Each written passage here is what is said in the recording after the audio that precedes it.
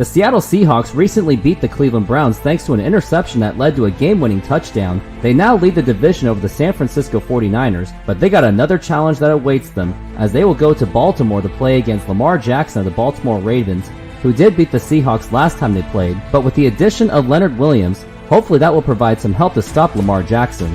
Seahawks, Ravens, next. Rooftop Sports welcomes you to a special presentation of the National Football League.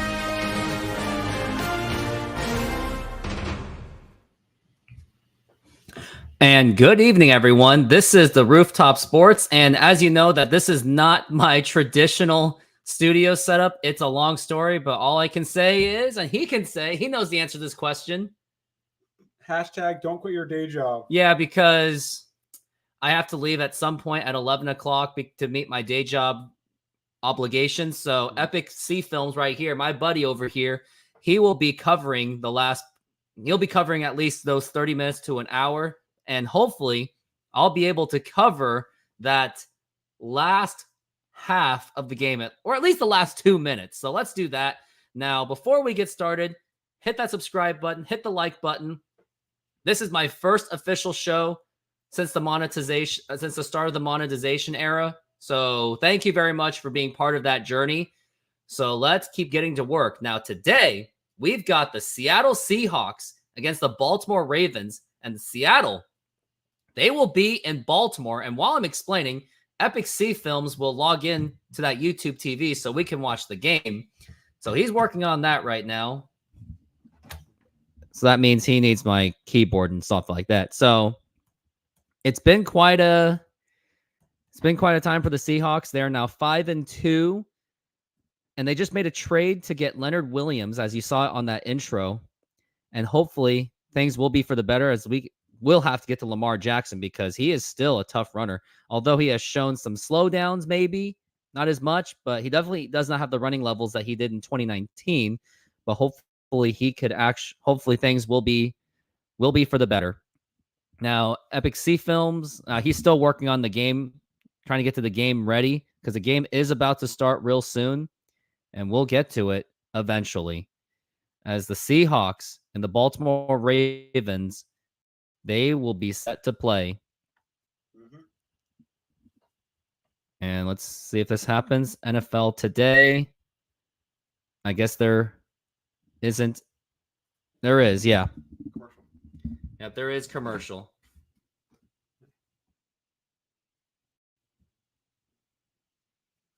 Hopefully the game doesn't slow down. Now, Epic C, get in the camera, Epic C Films. Yeah.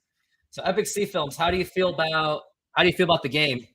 I feel really great about the Seahawks this season. I think they're becoming more of a complete team over time. I think one of the big things is their defense is a really big thing that people haven't been always talking about as much. I think they have one of the top 5 defenses in the league. Yeah, let's hope that really does happen. Let's hope that Geno Smith can step up to the task. And we are getting close to the start of the game, where we've got Baltimore Ravens and the Seattle Seahawks. They are going to be in Baltimore, so this will be a challenge, to say the least, for the Seattle Seahawks. And let's hope that everything works out in our favor. And I'm just making sure that. So just want to make sure that you guys can hear me just fine. Okay, I think you guys can hear me just okay. So we're in Baltimore. Ravens are 6-2, while the Seahawks are 5-2. And as you can tell, I've made some adjustments to my show, as I am not doing those 90s nostalgic commercials anymore, because I just don't want to risk getting the copyright, and every bit of sense is precious. Like, I'm all for showing like really cool things, but if it comes at the cost of losing monetization status, or better yet, or worse, like if it comes at the cost of, what else can I think of, or just not making money at all and have the copyright claims go to other people, there's just no point. Like, I mean, would you agree, Epic C? Like, there's just no point in showing cool stuff at the cost of potentially eventually getting demonetized. After all that hard work that I went through, I cannot imagine going to that grind again just to have the right and the privilege, not the right, it's the privilege to make the money. Yes. So Yeah, so let's make this happen now. Epic C Films, what are the keys to the Seahawks winning this game?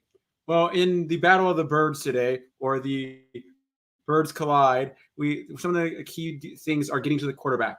Like I always say, if you can stop him and minimize his ability to run around and extend plays, so if you can stop Lamar Jackson on that front, it'll be a huge thing for the Seahawks to win this game. Absolutely. I couldn't agree more that the Seahawks will have to get to Lamar Jackson, because I remember last time, it was back in 2019 when the Seahawks did play the Ravens. Wow, that Little Caesars pizza looks actually really good. Looks like they're getting ready for the game, so we will get to it eventually. And the best part of being monetized right now is I don't have to give a crap about how many subs I have. Now it's about just improving the content going forward. Yeah, that's what it's really all about. It's not about the subs. It's not about the numbers, except the viewership, yes, but it's really about the content. And looks like we are getting ready to go.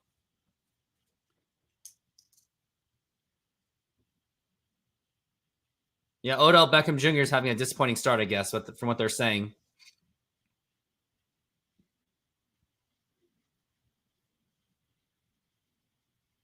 He's not having a good season. But the Seahawks will still have to find a way to stop him. Oh, yeah, he's acting like a prima donna. Now, would you rather have that person with their attitude problems, or have DJ Metcalf with their attitude problems? I'll take DK Metcalf, but it's not saying much at all. Because we were looking at him at one time. We wanted him. He is hoping to get in the end zone today. He's 31. He's not getting any younger.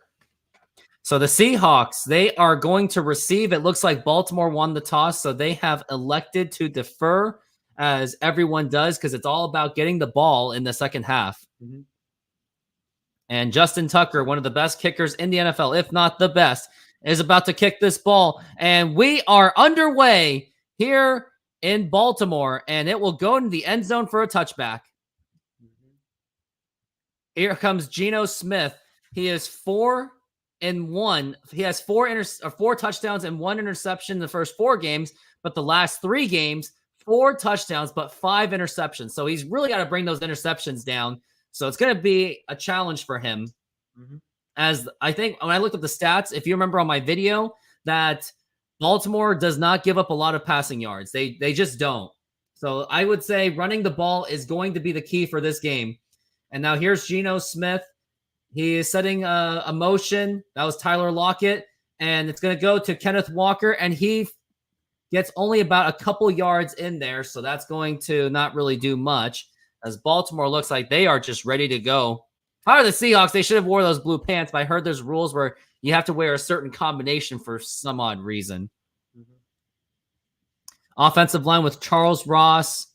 The name was going too fast, I will say. DK Metcalf, Tyler Lockett, Jackson Smith, Jigba. I'm just going to call him Jigba.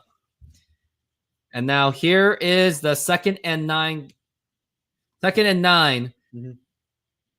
Here's Walker. Gives it to Kenneth Walker. Or that was Geno Smith to Kenneth Walker, and he gets only a few yards. So Geno Smith is really past. They're playing a very a very short passing game with a heavy run, it looks like today, because Ravens have one of the better defenses in the NFL. Yep, they have great defense. So this is going to be a very tough game. Mm-hmm. It is now 5 and they're now 5. Seahawks 5-2. Baltimore is now 6-2.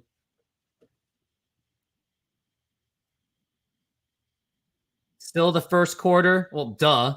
But we're at 3rd and 4. Seahawks got to get this first down, or else it will look really bad. And here's the pressure, and here's the throw, and that is complete. Is that incomplete? That was incomplete, and that was intended for Jackson Smith-Jigba. It was a great pass by Geno Smith, but he just could not get 2 feet down there. No, I think that's first down. I think that's a completion. If I were Pete Carroll, maybe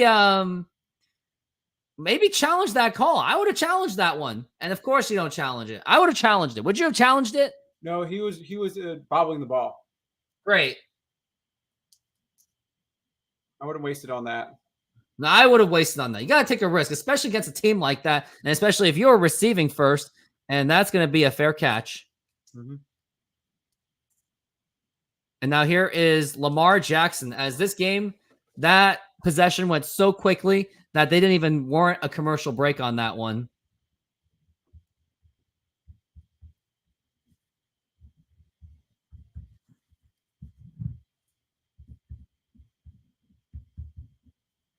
And also leave in the comments, guys. Like, I want to get some engagement on this channel as well. So go ahead and do that. Lamar Jackson is 380 rushing yards this season. And now here is a play action. Here's Jackson with a nice pass over to his tight end. And that is immediately a first down. And then just by that, it looks like this is going to be a tough game for the Seahawks. Hi, y'all. Hand purple, blue piece. Yep. It's going to be an ugly game, that's for sure.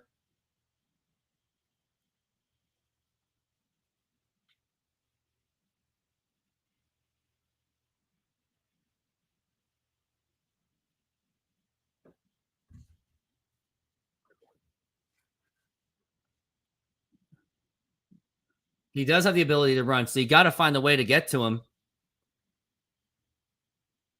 And now here it is to the running back, and he does not get much on that one, especially with the Seahawks front. You got Jaron Reed, you got Brooks, you got Williams, who just got by trade, and then Frank Clark. Offensive lineup for the Ravens, Stanley, Simpson, Linderbaum, Zittler, and Macari for the offensive line. Odell Beckham Jr., Zay Flowers, rookie, Isaiah Likely, Mark Andrews, and Gus Edwards. So they go on a 2 tight end set.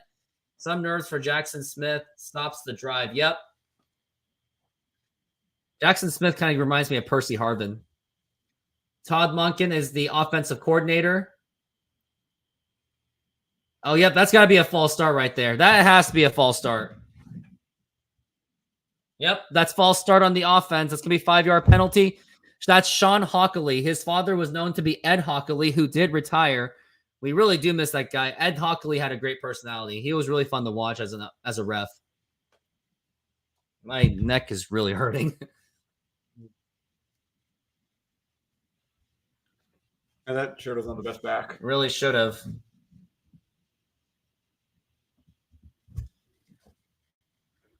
And now here it comes. And now here is Lamar Jackson. And that is going to be incomplete. Now it's going to be a 3rd and 13. Yeah. Yeah, our D line is supposed to be something special. Defensive lineup. Here's who we got. Darrell Taylor, Jaron Reed, Leonard Williams, and Boy Mafe. And you got Frank Clark on the bench too. Bobby Wagner, Jordan Brooks, Devon Weatherspoon, Jamal Adams, Quandre Diggs, Julian Love, Rick Woolen. Like, you'd think this is going to be a force to be reckoned with for the defense. Like, you would think that this would be a defense for the future for the Seattle Seahawks. Mm-hmm. And now here is Lamar Jackson. He is working on a 3rd and 13. He is looking to pass, getting some pressure. And here is a deep throw, and that is incomplete. And that's going to be a 4th and 13 as the Seahawks defense did really get in the face of Lamar Jackson. And now they will be forced to punt. Mm-hmm.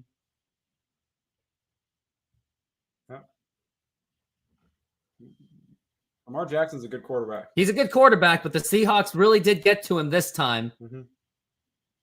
DJ Dallas, 14 punt returns. He averages 12 yards per reception. Oh, wow. And now here it is, and here is the kick. And that's going to be caught by DJ Dallas. He's going to go for the run, but he's not going to get much on that one. And looks like we are going to go on commercial break. And yes, we are. And I'll be right back because I got to make a freaking call. Okay, I'll be here. Oops. Stall the time, Epic C Films. Okay.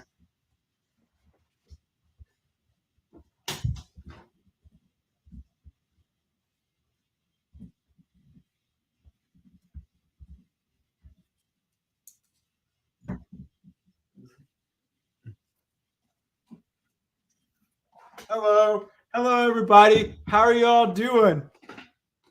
Yes. Mm-hmm. Yeah. Gino. Yeah, I think Gino's getting better and better. I think, like, Gino is just more confidence and, making better decisions sometimes, I think that's sometimes what needs to happen. Oh, you're snoozing. It says Dark B Andy says just gotta put this stream on while I'm snoozing. And then it says Reflect the Sun says hard pen waving. Good thanks. Yeah. So that's the thing about like football. Anybody can win on any given day. There's a lot of crazy things that happen in a football game. And so one of the things that I noticed is it's how do you recover from your mistakes?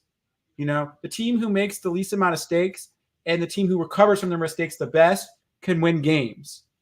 That's what you need to do is minimize mistakes. And when you do make mistakes, can you recover? And the closer you make them towards the end of the game, the harder it is to recover. And so that's one of the things that's really big about like sports in general is about the resiliency. How resilient can you be? And stuff like that. Do you play to the end of the game? Do you keep fighting to the end? I think it's a really big thing to note. And so one thing I love about the Seahawks is that Pete Carroll always puts out a competitive team. Our team always is fighting to the end. We're never giving up. We're never just like laying down and giving away the game. We always keep fighting. Even in that game a few weeks ago when the Seahawks played Cincinnati, we kept fighting to the end. Geno never gave up. He just didn't have the success that we wanted him to have. And so I feel like that's something that the Seahawks really do have a lot of is resiliency, because they could have let that game destroy the rest of their season. But they kept winning after that. They kept, moving forward and not giving up. I think that's such a huge thing in the overall repertoire, overall thing of sports. Just in time. Yes. Thank you, Dark Andy, for doing that. And now here is a 1st and 10 for the Seattle Seahawks. And now here's Geno Smith, hands it off to Kenneth Walker, and he gets at least a couple yards on that one. Yes. Geno really does need to be stopped hard on himself. But I will say, I just don't think that he is the quarterback of the future. I'm sorry. I just don't think he is. But his numbers show that he's improved a lot. When you have like Tyler Lockett, DK Metcalf, Will Dissly, Noah Fant, and Parkins or whoever, of course you're gonna get those numbers are gonna inflate. If he was like on any other team, he's a bum. 5 wins this season for Geno Smith so far. It's a 2nd and 8. And here's Geno Smith looking to pass, got good protection, and here's a big pass, and that is caught by Tyler Lockett. Is that complete? It looks like it is. Woo!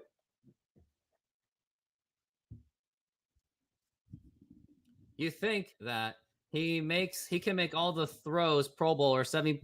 Yeah, because he was not. Don't even get me started. I just don't think he's the future. I'm sorry. I just don't think he's the guy for the Super Bowl. Yeah, but for the next few years, we can work with him. And here's the 1st and 10. And here it is. And here's a play action or like a fake. And here's Geno's got some room and not anymore. And he's going to go for the run and he avoids the sack and gets at least a few yards. He really lucked out on that one. Geno won't be writing you back, Rooftop. Do I expect him to anyway? I don't. And he just avoided that sack. He should have been sacked on that play.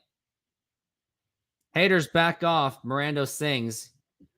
Hey, maybe put it this way. Maybe this is just a way of motivating him. It's tough love.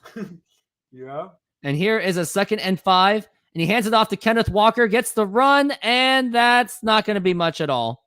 They really are running this ball because Ravens passing defense is absolutely one of the top notches in the NFL. So that's why the Seahawks are being a lot more careful.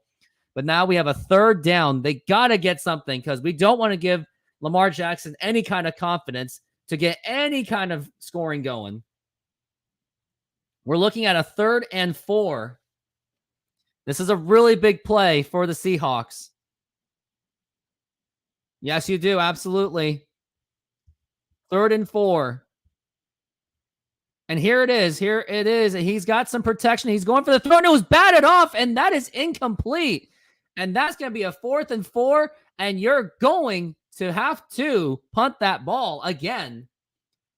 Jackson Smith-Jigba to catch the ball. Yeah, absolutely. I mean, he failed on that measure. Yep, that was incomplete. That was a batted ball. 4th and 4. And once again, they are forced to punt.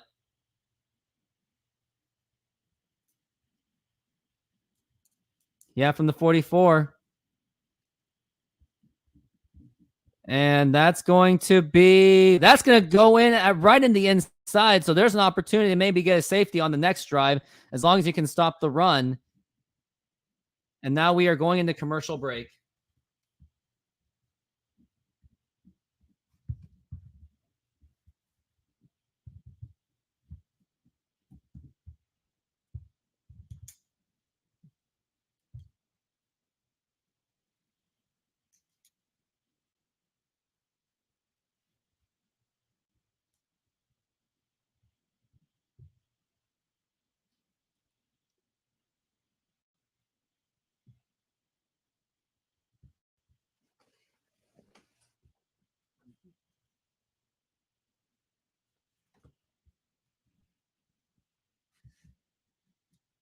Yeah, but for our team right now, I think with all the quarterbacks and what we're willing to pay, I think Gino, for value wise, is one of the better options.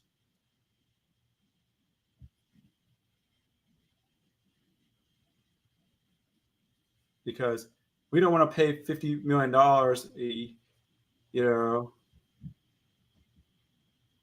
a year for a quarterback. So we want to pay at least third, 2/3 of that. I'm like, go for who else would we pay? What, Garoppolo or Carr? Pay a rookie. They're better. They're still better quarterbacks.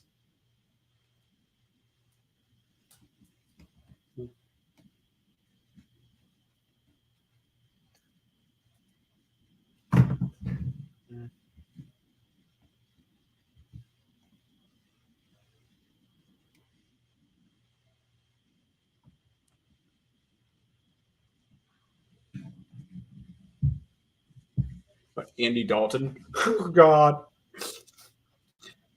I'm like trying to think who's out there besides. Man, this whole I'm trying to get the scoreboard and this thing is frustrating. Oh, it is. I just can't get it all to line up. That's the best I can do. Reflect the Sun says, bring the facts. You're bringing the facts, huh? What they always do, huh? Yes. Yeah, because I'm just thinking about all the other like options that we have for quarterbacks that are out there. I'm like, either you grab a rookie and it's like, well, like even with the draft picks we had, we couldn't have got a good enough like rookie, maybe quarterback. Maybe we would be lucky, or we go and find some guy who's like, teams thought it were washed up and pick them up. And they're like, well, you have Andy Dalton, you have Derek Carr, you have who else do you have? Jimmy Garoppolo. I guess so. And now here is Lamar Jackson. He is inside in his own territory. He is right at the end zone, and they are going to run the ball. And I think they're going to lose some yards on that. And we're getting close to the opportunity for a safety. Let me guess. Rooftop Runner to re-sign Russell Wilson and give him shares of teams even. Well, I just wish that Russell Wilson was willing to take a pay cut. So that's the disappointment I have on Russell Wilson. So yes, you're all right that re-signing Russell Wilson wouldn't have been the better option.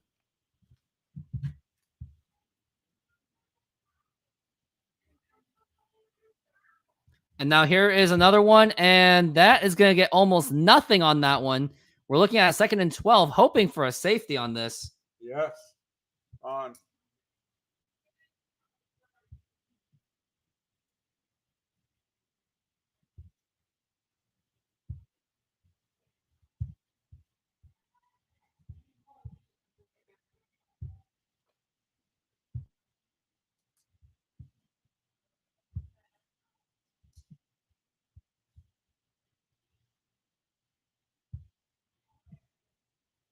And now here is a 3rd down and 11. They did get some gain on that. It was a gain of 1. And now here is the 3rd and 11. And looks like there's going to be a timeout called. Play clock hits 0. Delay of game. 3rd down, and there's an opportunity for a safety on this one. So let's go ahead and get that safety, shall we? Mm-hmm.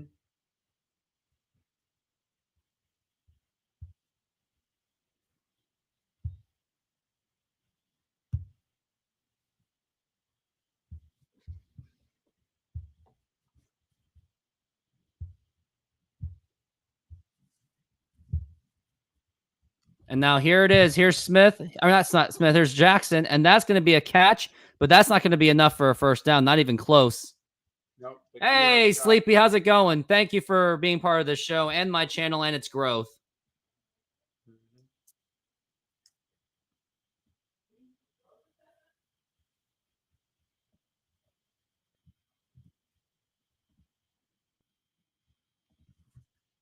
Also, to help further grow this channel, consider making a donation to this channel or subscribe to my membership for $4.99 a month. And now here it is. We're doing the punt, and that is going pretty deep, and that's to DJ Dallas. He's got some little bit of room, but not anymore.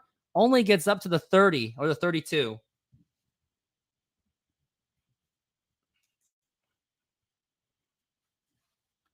That was great defensive effort by the Seahawks. They've been playing very well, just holding Lamar Jackson and that offense. Mm-hmm.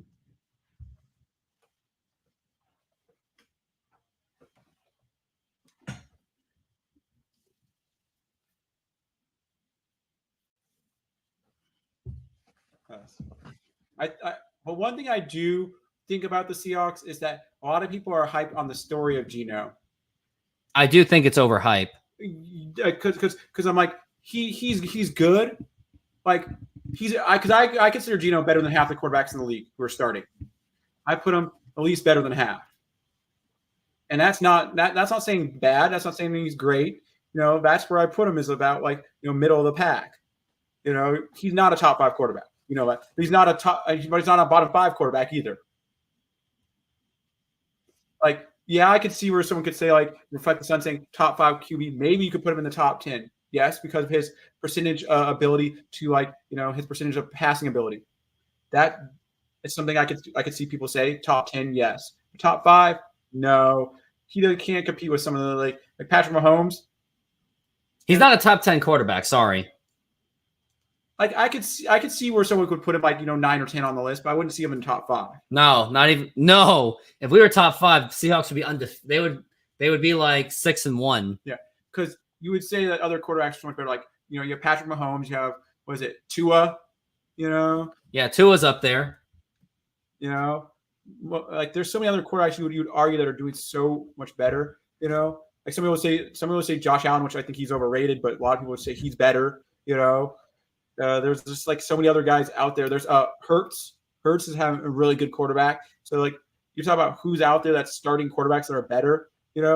Would you put Dax better than Geno? Dallas has been having a good season. Would you put Purdy ahead of Geno? Purdy's been having some problems lately. So Purdy's have fallen. He used to be considered one of the top maybe 5 quarterbacks. Now he's fallen off. So look at Russ. Huge contract.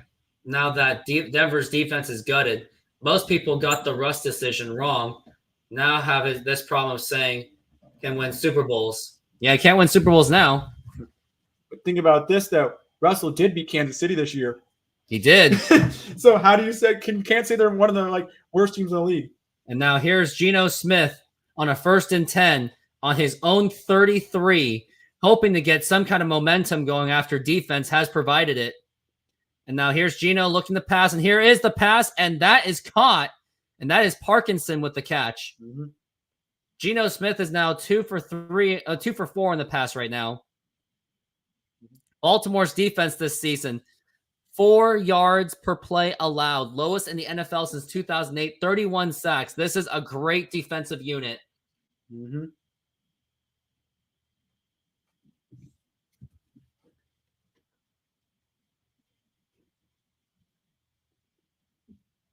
Second and 4 so far. 2 for 4, Geno Smith. And now here it is over to the running back Charbonnet, and he was immediately just stuffed right there. Mm-hmm. Ugh. My neck is still stiff.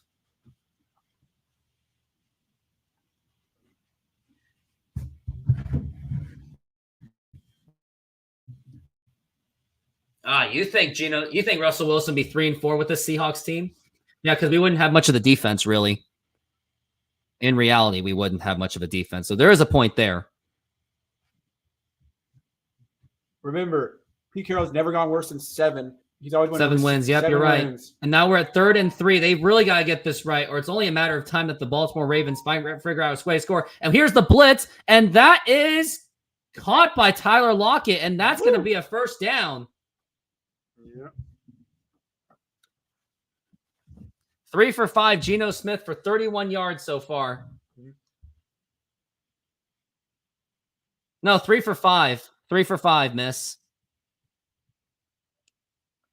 And now here's a 1st and 10 off to Charbonnet, and Charbonnet gets at least 5 yards. That's not a bad run at all. And C-Films, get your head in the game. I am.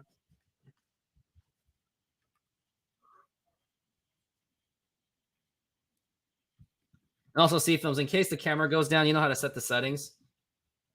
Just go to the settings and yeah, right there. Okay. Just in case. Now we're looking at 2nd and 6, and looks like there's a flag. I think that's going to be a false start right there.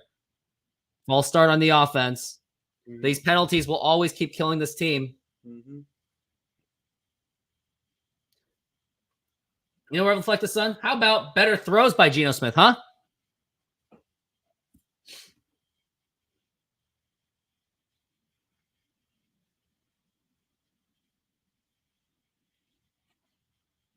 Second and 11 so far.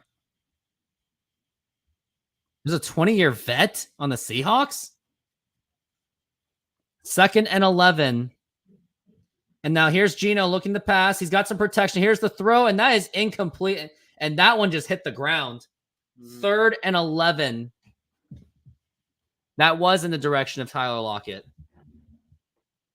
Yeah. I really should have brought that arm. That arm really would have made a difference.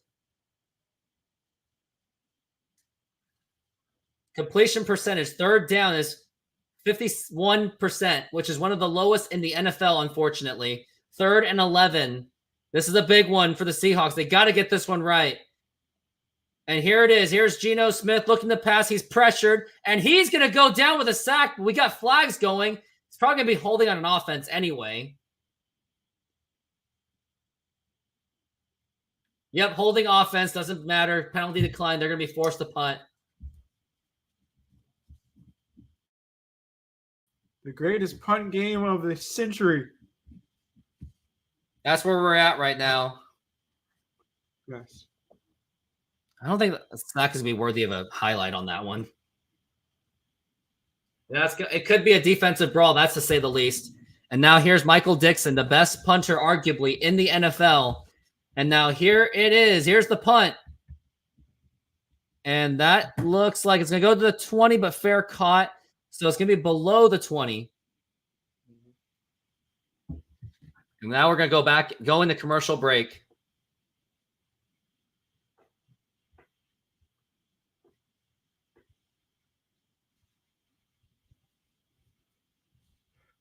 So you know how both teams are birds? What colors and emblem logo do you like better? I mean, I'm biased. I like the Seahawks, but the Ravens logo in some ways I can argue is intimidating. I think I like the Seahawks colors better. I think the blue and the green go better together than the purple and like that kind of like trying to be gold but not really gold. I think is what I think is not as good. What a game it has been so far. Yes.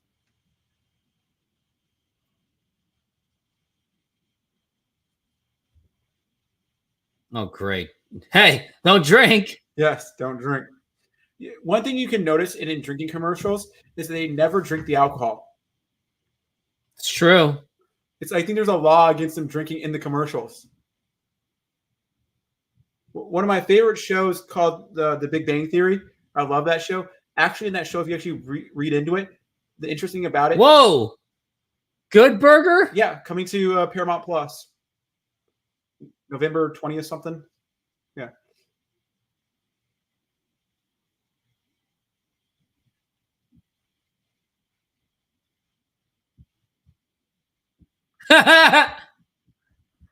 You all dudes. He's a dude. She's a dude. We're all dudes.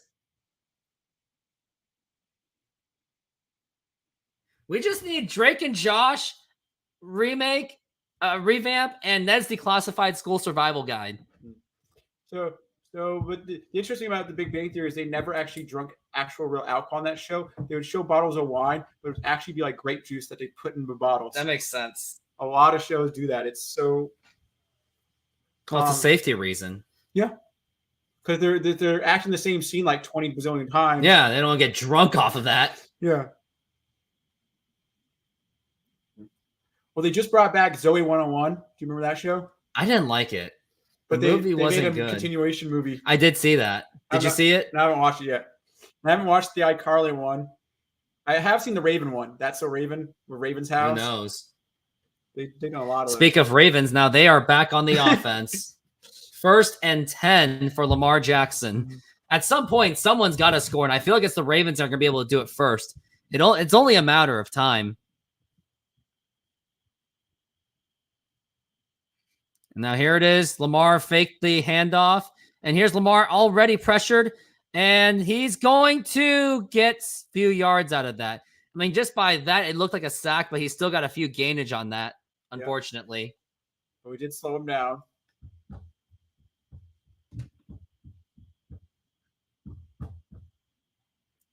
Man, Witherspoon was getting outrun on that one. Mm-hmm. We're lucky that we set the pressure on that. Mm-hmm. It looks like Buccaneers are falling apart. Look at them. The game's not over yet. 2nd and 5.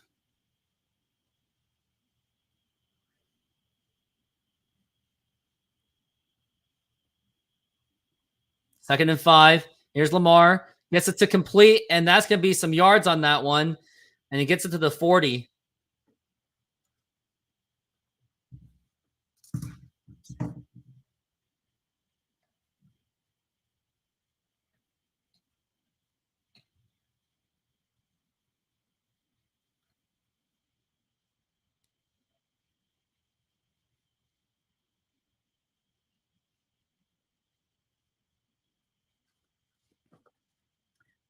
It is 1st and 10 in their own 39. And here's the run, and that's going to get some holes in there. That's going to at least get 6 yards on that.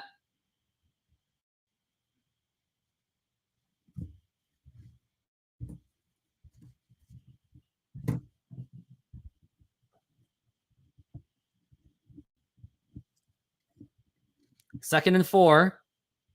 And this time he gets bottled up for nothing. Woo. I'm going to check my fantasy scores right now. And I got to check how long it will take me to get to this house.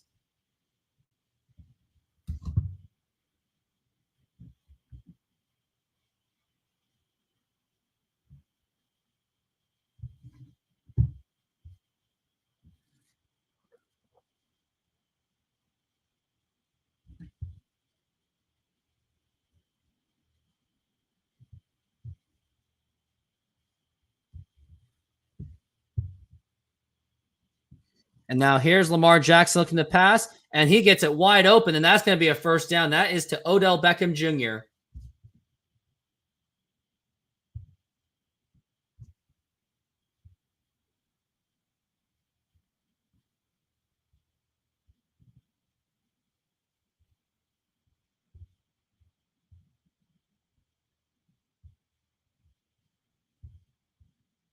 And here is a long throw, and that is incomplete.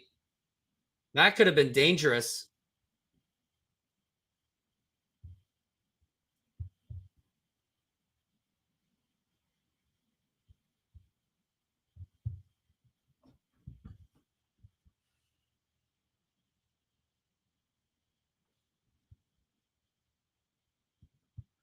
"21 minutes from here, so I got to leave at 11. I got to leave in 20 minutes. And we're looking at a 2nd and 10.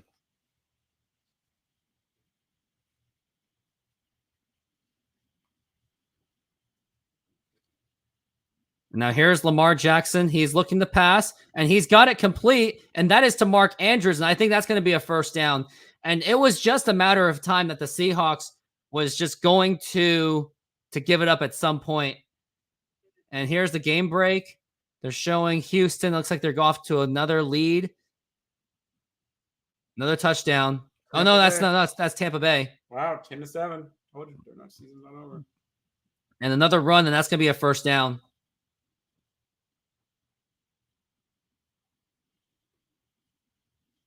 First quarter is about to end. I think they're gonna let the clock run. Unless they want to get one more play. Nope. I think they're gonna let it go. They're gonna let it go.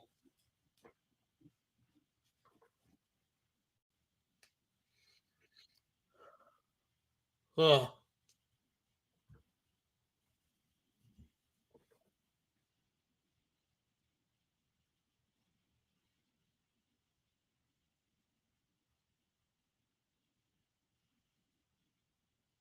Be 0-0. Okay. It is absolutely 0-0.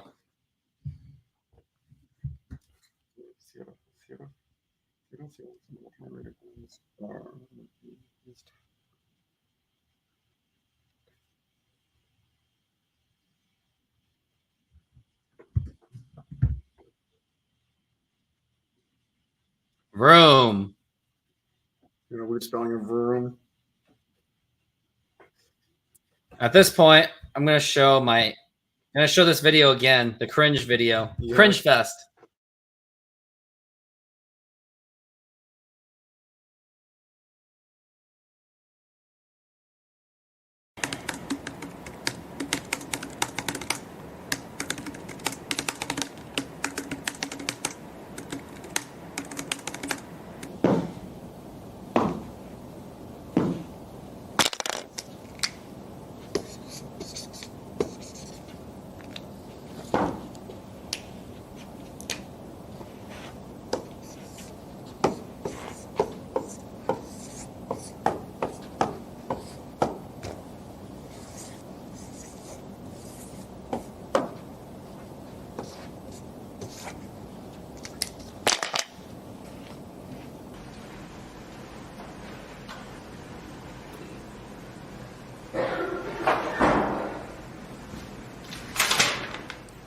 Call Smith. Call Mr. Smith. Call Smith. Call Mr. Smith. Call Smith. Call Mr. Smith.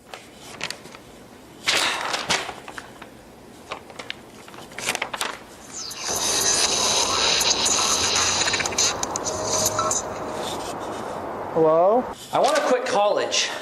Why? Because I got a bad grade. I'll meet you in 5. Okay.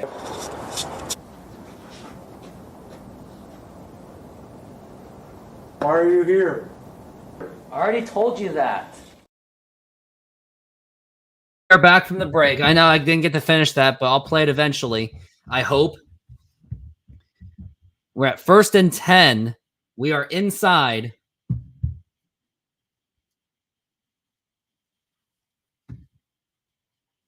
It's a both physical team. That's what Tony Romo's saying. This drive, 4 rush for 4 pass, 49 yards. Second quarter, and Lamar Jackson he fakes it, and here's Lamar with a big run, and he may get the first down on that, maybe short, but that was a big run for Lamar Jackson. Mm-hmm. In play action, both of them are very efficient. Geno Smith and Lamar Jackson on play action.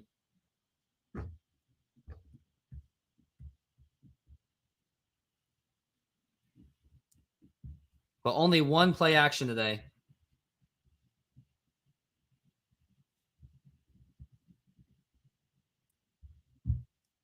And now here's a 1st and 10. And here's the rush, and here's Geno getting pressured, but he gets a sidearm pass, and that's going to be short this time. At this point, if you can stop him to a field goal, that would be a huge dramatic success. Mm-hmm. Ow, my neck.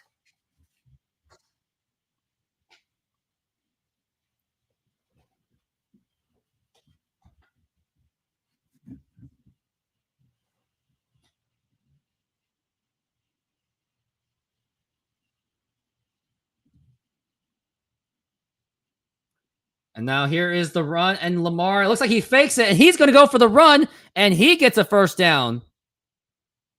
It's that fake off that you just cannot, you just got to keep containing Lamar Jackson. He keeps it for himself.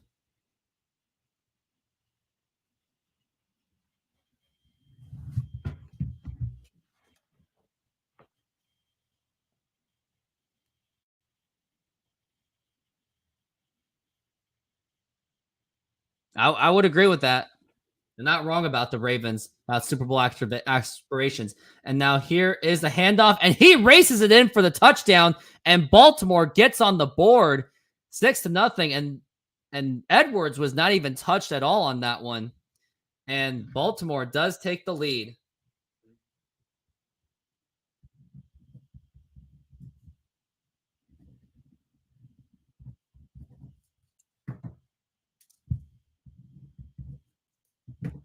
And just look at that. He was barely even touched, and he easily got in there for the touchdown.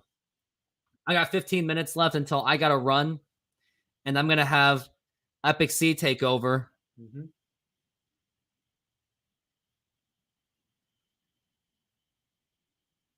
And the extra point is good.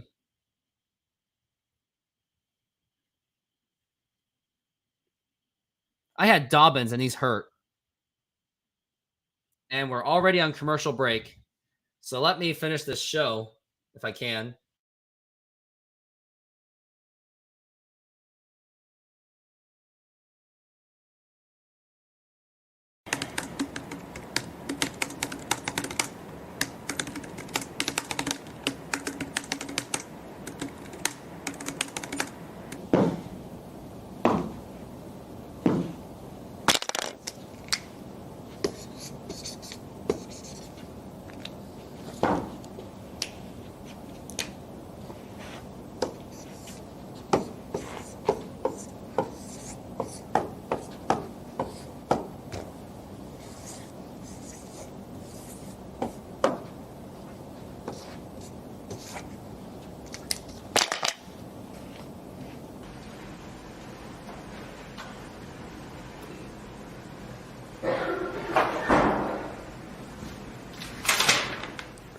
Call Smith. Call Mr. Smith. Call Smith. Call Mr. Smith. Call Smith. Call Mr. Smith.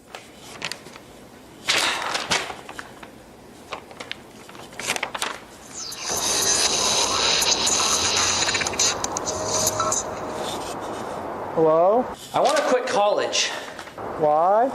because I got a bad grade. I'll meet you in 5. Okay.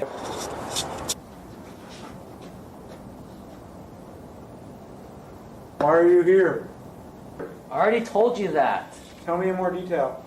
I failed CSS 162, and it's pretty unlikely I'll get into the major. Do you really want to be a coder? Yes, with all my passion. But I just can't get in the program, and I never will. Why do you want to be a coder? Because it's something that I followed throughout my life, and I really want to use this for a great opportunity. Why do you want to quit? Because I just don't feel the point of just wasting all away my money and everything. You're going to make $1 million more in your lifetime than someone who is not have a degree.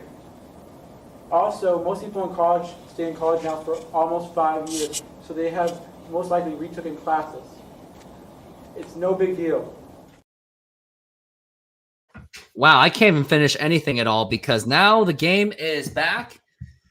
And who said anything? Maybe it was about Taylor Swift or something from what I saw. Mm-hmm. Yep, Taylor Swift. And now here's the kickoff. And we are still deep into the second quarter. And it's third. And here it is. And it was as good as getting a touchback on that one. Should have just took the knee, I guess. Oh, crap.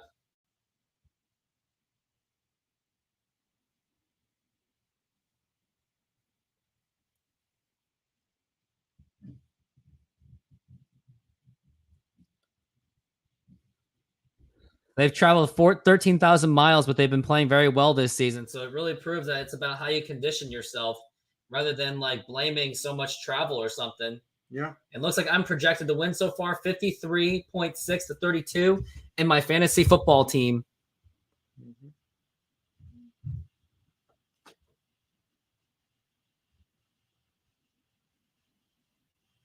And Epic C Films, you are losing, but you're projected to win still. Yeah. But Geno Smith is not giving you anything so far. No, but Geno will come back. I don't think he will. He usually averages about like. And we're 14. back on commercial again. Yes. Gino usually averages about like 15. So Gino's not bad. What do you think of that pizza? So the commercials make things look better than they really are, and I can't really have sausage because it causes me migraines. I guess so, huh?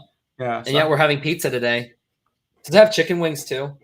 I think they might have. They have. It's an Italian place. They have like Italian food. So they have like pastas and pizzas and stuff. Yeah. And they keep making Call of Duties and all these like war games. I'm like,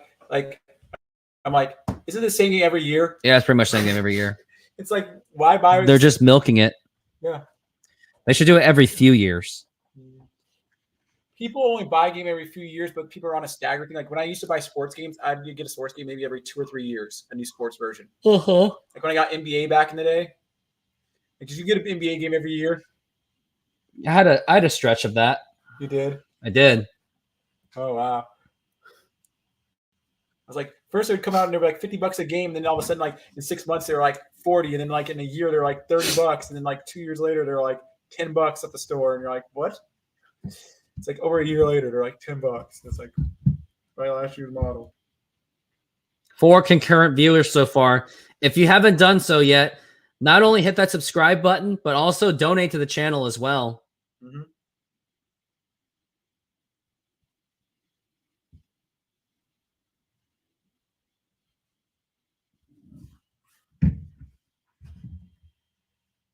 And we are back from the break.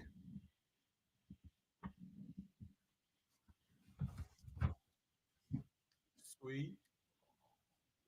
Oh. Another Modern Warfare? God. Yeah. So I'm saying there's another Call of Duty game. I was like, it's got 8 minutes left, so this is likely my very last drive of this moment. Okay. Well, Seahawks better score before that ends. Yes. Well, not only like, but reflect the sun. If you got some money in there, hit that donation button too to help grow this channel. I know you've done it so many times. At this point, just join the membership so I don't nag you anymore. And now here's Geno Smith, and he's getting pressured, and here's the pass, and that is incomplete. Oh boy. And that was going for Will Dissly, intended to.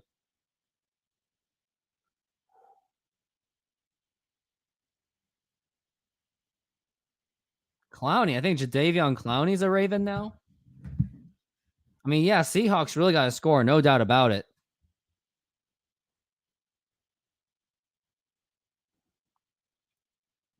And here's Geno. And now here's Kenneth Walker. He gets somewhat of a big run, but that's going to be about 6 yards only. Which is still good. It's something, but we got to get more than first downs. We got to score on this drive. Well, part of it's wasting clock time, clock management. Part of it is scoring. But it's now 3rd and 5, so they got to get something right on this one. Mm-hmm.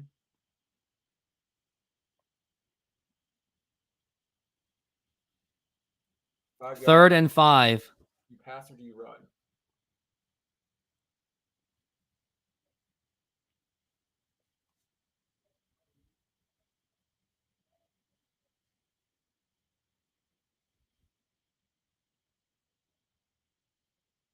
And now here's Geno. He's going for the big pass, and this be it? And that is picked off. Wow. And now the Baltimore Ravens get the ball. Geno Smith was going for something big, but that is intercepted. Wow. Well, we said he's getting in a lot of interceptions in the last few games. Yep, that's another pick. Yep, that was intended for Tyler Lockett, and he just threw the big pick. And now I got to get going because hashtag don't quit your day job. So this is C Films. He will take over for the present time.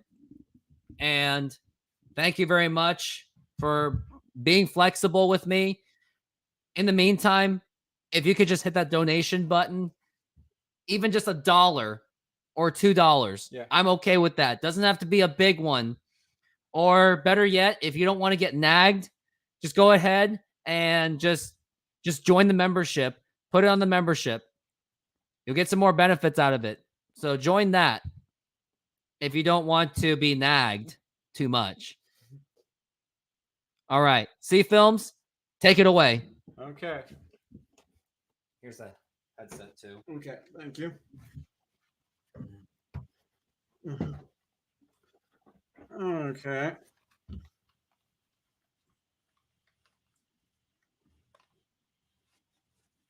Hello, everybody. How are y'all doing today?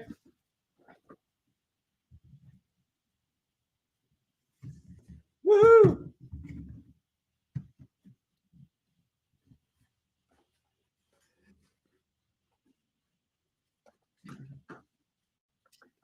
Woohoo! So far, the Seahawks were able to stop them for half the first quarter, but they've been falling apart since then. So that's one thing I have really noticed is the Seahawks need to just pick up their defense and their offense needs to start cooking. Gino's not having the best pass completion ratio today and stuff like that. But I think we can come back from this. If our defense steps up and stops them this time and gets them 3-and-out really quickly, we can move forward from this. Remember, woohoo, go Seahawks! I think if we actually had a Seahawk and a Hawk actually fight, I think the Seahawk would win in a fight. I think they have, the actual birds are like attacking each other. Mm-hmm. So I feel really good about the Seahawks' chances of winning this. Another NCIS show. This time it's in Sydney. I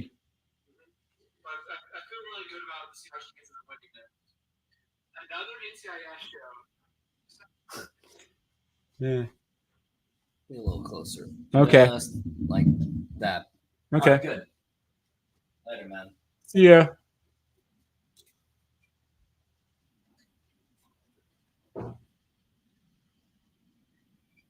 Okay, let's get him. Oh, they just let him have a first down again. Again.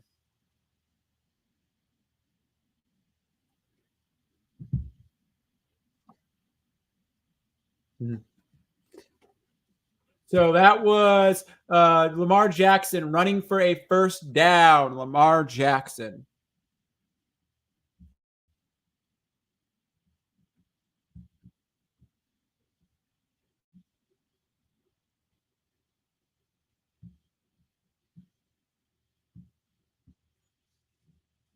Okay, so the Ravens still have the ball. Lamar Jackson going back for a pass, and it was completion. And now we stopped him. That was about a gain of about 4 yards.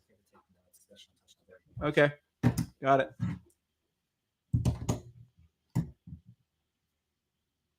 Mm-hmm.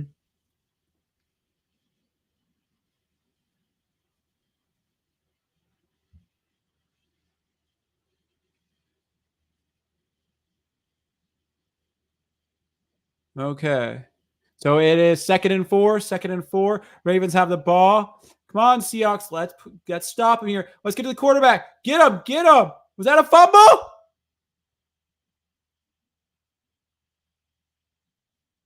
And the Seahawks ball. The Seahawks caused a fumble on Lamar Jackson. Oh, yes. And the momentum swings back the Seahawks' way. Wow.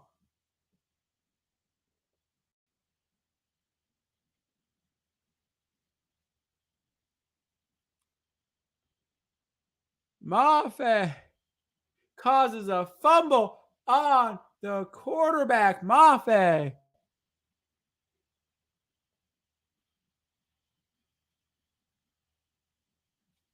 Okay, so that was about 103.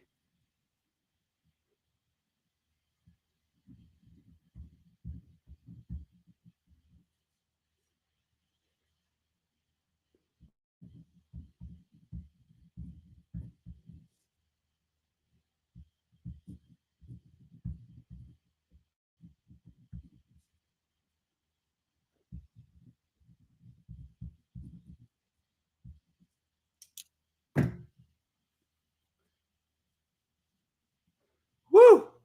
That was huge, huge for the Seahawks.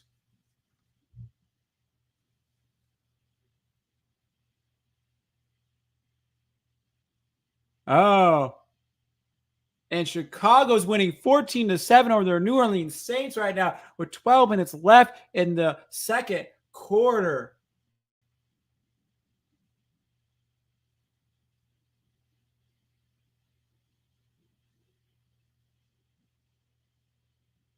Okay. The Seahawks go back for a pass. Gino's going for the pass. Gino gets bottled up and gets taken down. He gets sacked by number 99 of the Baltimore Ravens.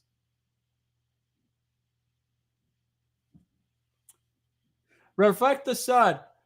Who is your favorite defensive player on the Seahawks? I'm a Witherspoon fan. I really like Witherspoon. Our new player. I think they're really good.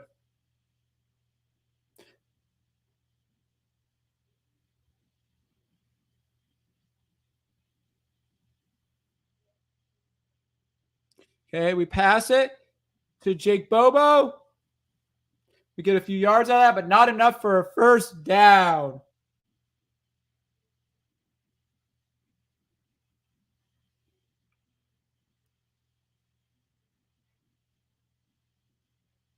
Okay, now the Seahawks have to settle for a punt. So now they're going to be settling for a punt right here.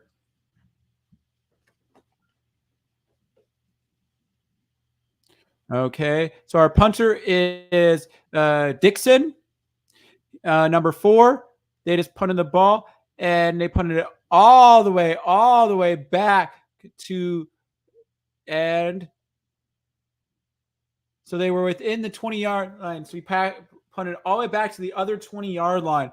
Crazy how far they can punt the balls nowadays. Most of these punters are punting the ball over 50 yards.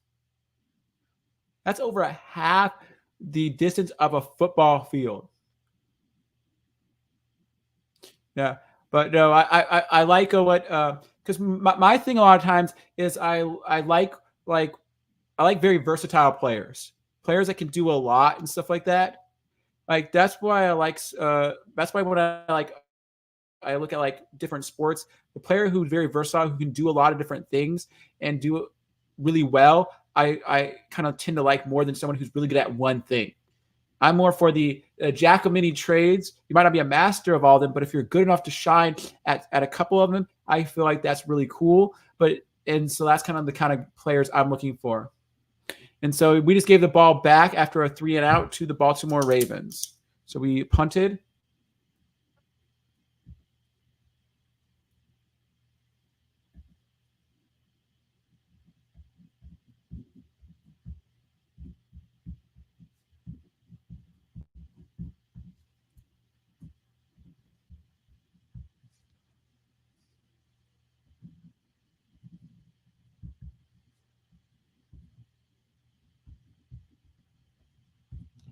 Yeah. So how's everybody doing? Yeah. And so Reflect the Sun or anybody in the chat, what is your favorite position to watch in football? If you were only going to focus on one position and analyze that one position and look at that one position really closely, what would it be? Would it be the QB? Would it be a defensive lineman? Would it be a punter, a kicker? What is your favorite position in football to watch and to understand?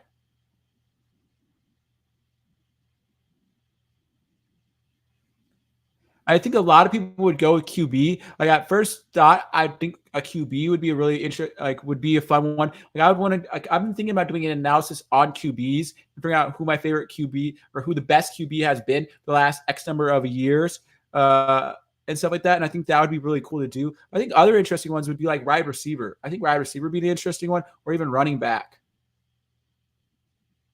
I think those would be really cool. If I had to go defense, though, I think an interesting one to look at would be a safety. I think a safety would be a really interesting one to look at is how impactful are safeties to an overall sports team.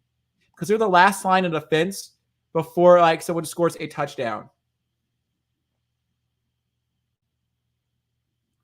Woo! And the Seahawks stop them? Yes. So they only got 1 yard out of that play. So let's hear. Okay. So now we're back in. And so the Ravens have the ball. And so they're back at the 25-yard line, roughly. Let's see here.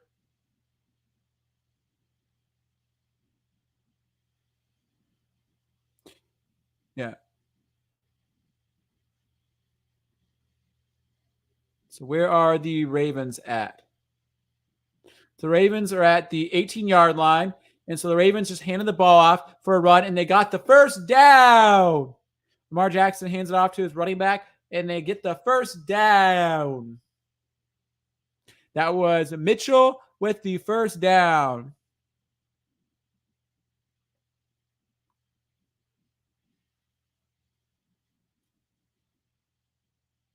And so Lamar Jackson goes back for the pass. He goes back for the pass. Now he's scrambling. He's scrambling. He's trying to find open receiver, and he does. His receiver catches it for another Ravens first down. And that was Odell Beckham Jr. with the catch. And now they're trying to speed up the game, trying to move a little bit faster tempo. Okay, Seahawks, let's step up for another. Okay, so Lamar Jackson passes it off to his running back. His running back goes and gets 9 yards out of that. And that was another big run by their running back.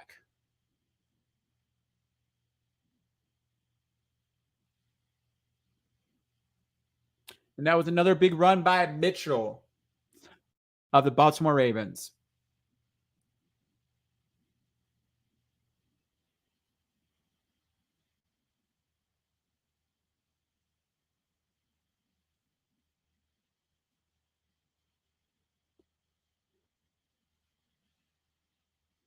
Okay, they give the ball to Mitchell again, and he's running, and they're at the 40-yard line.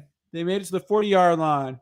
Seahawks, step up the defense here. Let's stop them again like we did last time. Let's cause a fumble again. And that is K. Mitchell, number 34 of the Baltimore Ravens. Lamar Jackson number is number 8.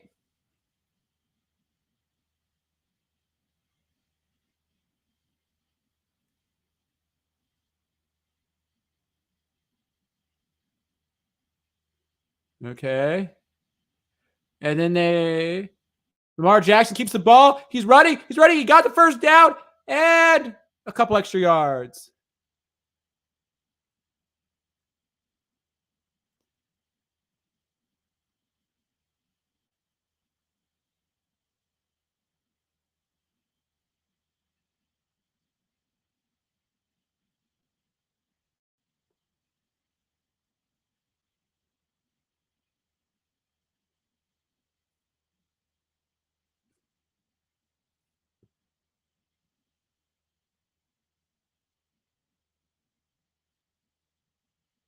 Lamar Jackson hands it off to his running back. This time it was a different running back. The Seahawks bottle him up, but they still gain about 3 yards off of that. So now it's 2nd and 7. And Derek Carr is looking for a receiver. He gets the receiver and touchdown. Now Chicago and New Orleans is tied.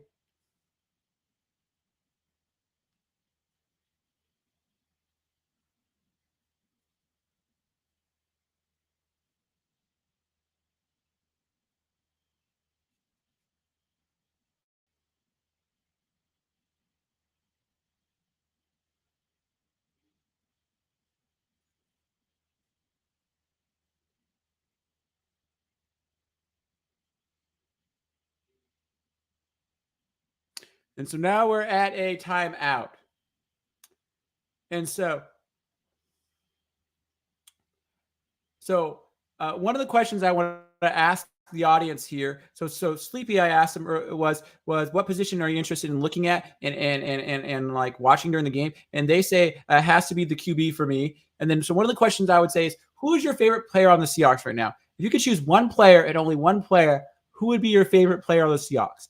Who is the one that you're just like always hyped to see and want them to do well? Like, what's the player you're just like, this is the player that I just want to see, like, have a good, successful career and make it in the league and stuff like that. Who are the Seahawks do you want? Do you see as that player? So now we are back, okay, then a little intermission, and now we have Lamar Jackson handing it off to his running back again, and that was Mitchell, K. Mitchell again, and gets the first down. And they keep moving down the field. We can't stop this running game they have. Their running game is like two-pronged. They have their quarterback and their like running back just like running right through us right now. I hope you're enjoying my commentating on the game right now.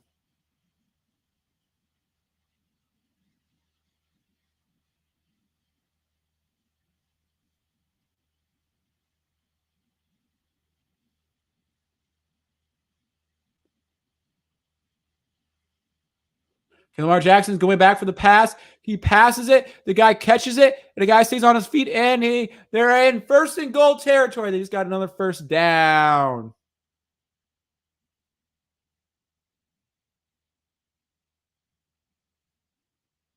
And that was a pass to Flowers. Lamar Jackson to number 4, Flowers.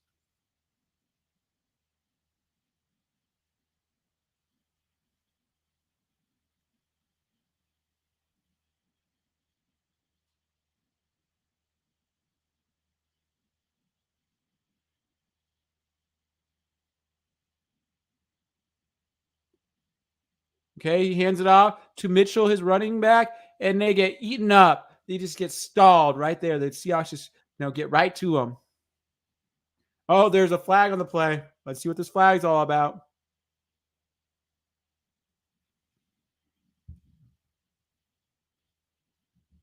Oh, a defensive illegal use of the hands to the face.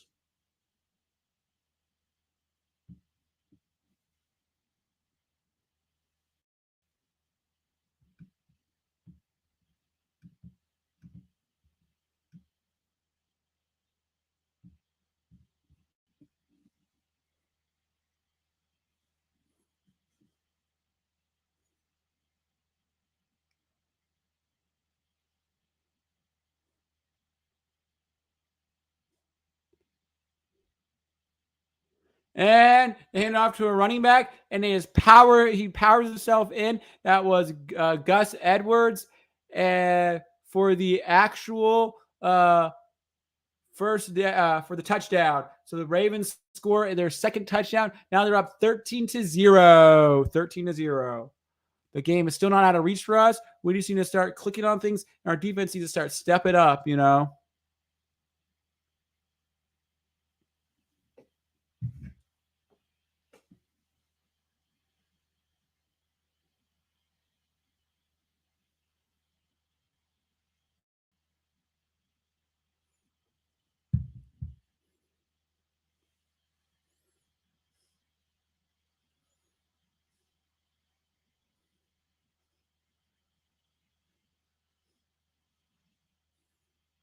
Yes, and so now they made the extra point, and now they're up 14-0. 14-0. Yeah, well.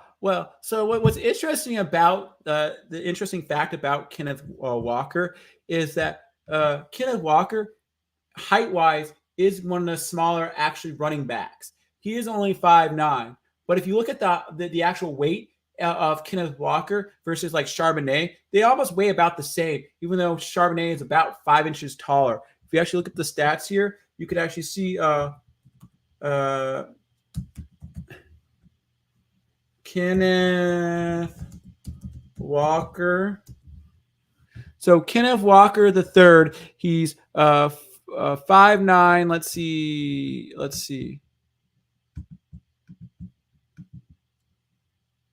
Yeah. So Kenneth Walker is 5'9", 211 pounds.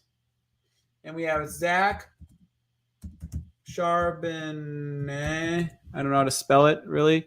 But Zach Charbonnet, on the other hand, he's 6'1". So he's about 4 inches taller and 214 pounds. So Kenneth Walker actually weighs 3 pounds less than Charbonnet. But at the end of the day, Charbonnet, but they're 4 inches difference. So, like, yes, you can say the one guy is actually bigger, but what do you consider really like actual bigger? Because that's a really interesting kind of conversation to note here is like, well, height-wise, yes. Weight-wise, almost the same. So Charbonnet's almost a little bit like leaner, you would say. The actual one of the shortest running backs was like Derek Sproles back in the day, who actually was like 5'6". So Kenneth Walker is bigger than them. So it's all relative, I think, at the end of the day. But in general, yes, you're right. They're on the smaller side of running backs. So Geno Smith goes back for the pass. He passes it, and DJ Metcalf catches it, and he keeps going and going and going, and he goes out about the 30-yard line. Woo! Woo! Mm-hmm. And now the 49-yard completion. Okay? So that's something that's very interesting to note. I hope you're enjoying my analysis throughout the game and my commentating. That was a really good big pass by Geno. Mm-hmm. So now we're at the 25. Okay, let's see if we can get in the end zone here. It is the 2-minute warning. The 2-minute warning. Yeah, that was huge to Metcalf. Mm-hmm. When I say see, you say Hawks. See, Hawks. See, Hawks. See, Hawks. Go Seahawks. Mm-hmm. I really like the organization of what the Seahawks have built over the last like 20 years. I think it's been such a great like organization and a great like heritage and stuff like that, because we never stop fighting. We always keep going. And then it says Sleepy says see films.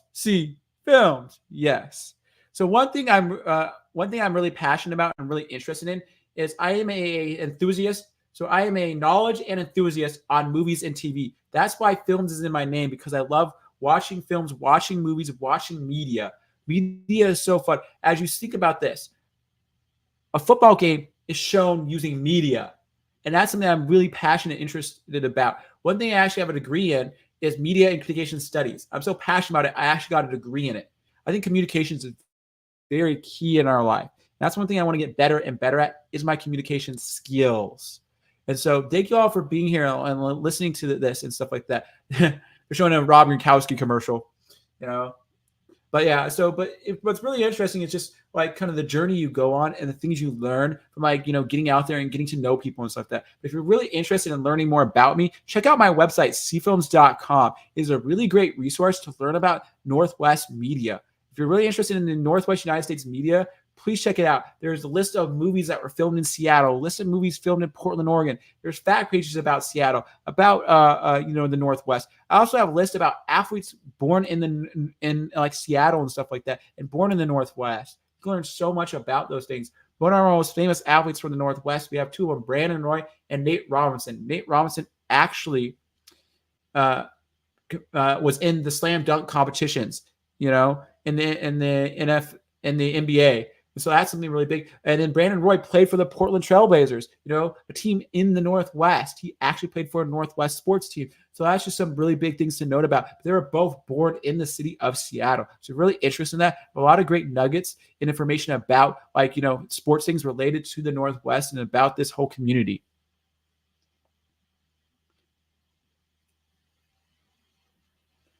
And so the Seahawks still have the ball. So the Seahawks have the ball. Okay, Geno Smith is going back for a pass. Geno gets the pass off, and he completes it to Tyler Lockett. Woohoo! Tyler Lockett is on my fantasy team. I have Geno Smith, Tyler Lockett, and I have the Seahawks defense. I don't know if I played the Seahawks defense today. I might have played the Eagles defense. But, yeah, that's what I've been doing really well. Okay, so the Seahawks are lined up again. Here we go. We're inside the red zone right now. We're at the 18-yard line. We have second and third.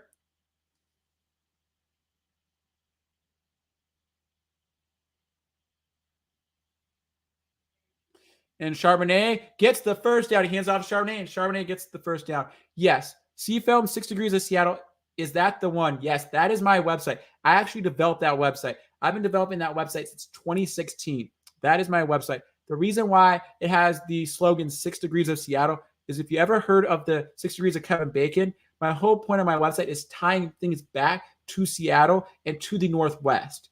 So I'm trying to say within 6 degrees, you can kind of tie everything I talk about on the website back to like Seattle and the Northwest. That's kind of one thing I'm really trying to do is like Seattle is like the center of the Northwest. And I'm trying to tie things back to that. So that is my website. Yep. That if you found that one, that is mine. Also, I actually have a X, what they call it now X, which is formerly known as Twitter. I actually have an X, which is the same name, cfilms.com. That is my branding across all social media. Also, I have an Instagram.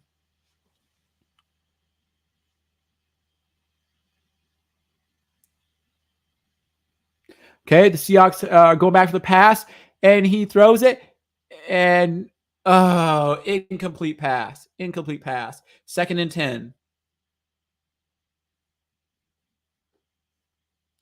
The ball was intended for DJ Metcalf, but it just hit the ground in the end zone. It just hit the ground. Yep. Basically, Geno Smith underthrew him. Yep.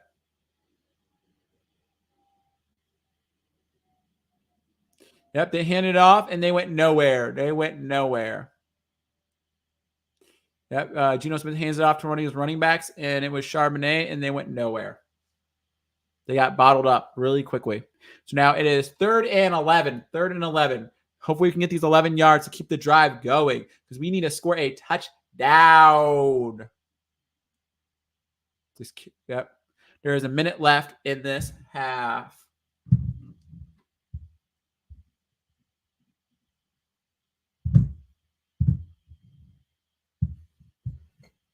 Mm-hmm.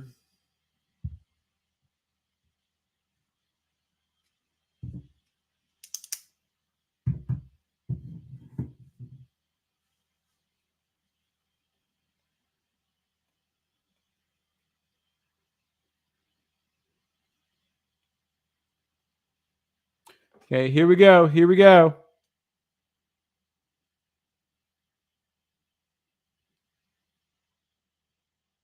Okay, Geno Smith goes back for a pass. He passes it.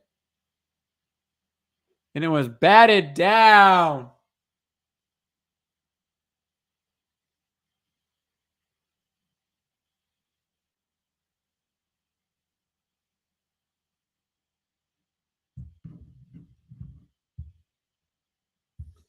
So, Sleepy, what do you think of my website? What do you think of it? Is it a helpful resource for you? Okay, so now it's 4th down, and we're going for a field goal. Jason Myers has a 33-yard attempt. And it is good. And the Seahawks are now on the board. It is 14-3. And that was at, yep.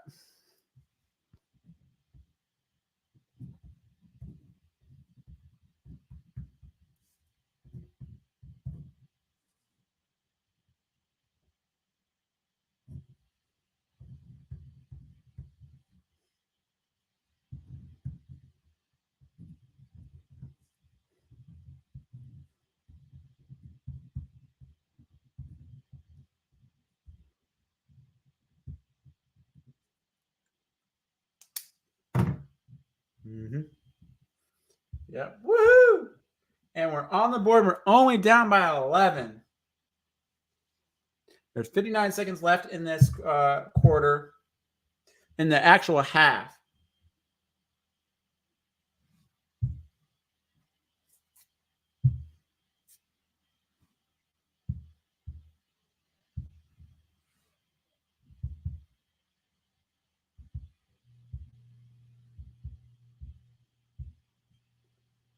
Okay, here we go.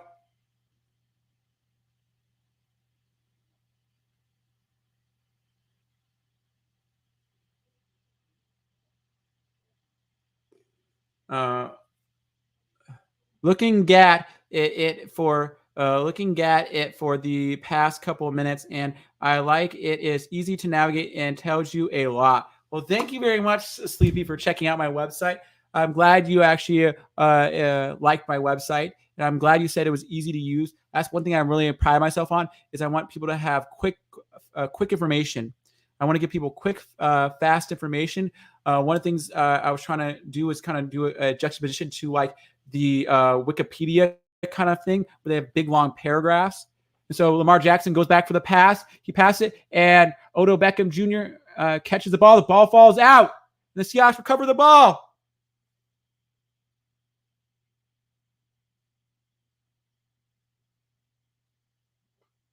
Ooh, was he really down? Was he really down? What was Odell Beckham Jr. already down? Yep, nothing's down yet. It rolled over his body. Ball falls out. Ooh. He rolled over on the Seahawks body. The ball falls out.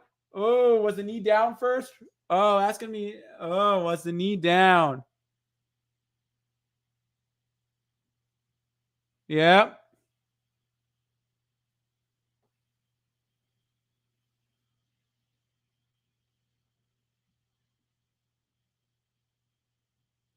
Ooh, on the field is Seattle recovery. Ooh, that is big. That is big.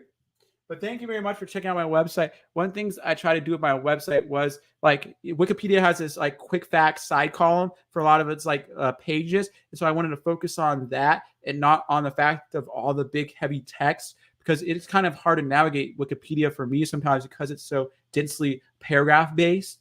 And so I went away from that. But Sleepy says, I was looking at the list of movies filmed in Seattle, and the only one I have seen is The Ring. And then Seahawks ball. Maybe it is Seahawks ball. Let's see. They called it on the field a Seahawks ball. So let's see.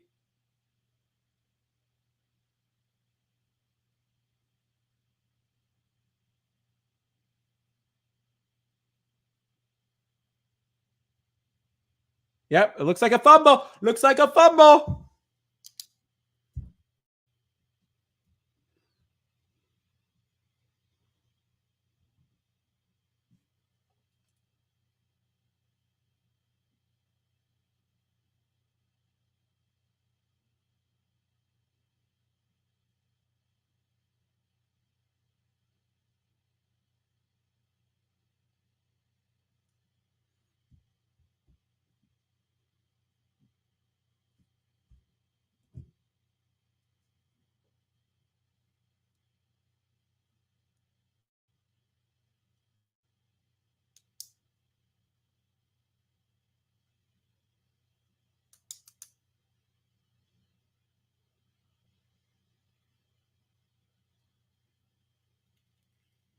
Oh, wow.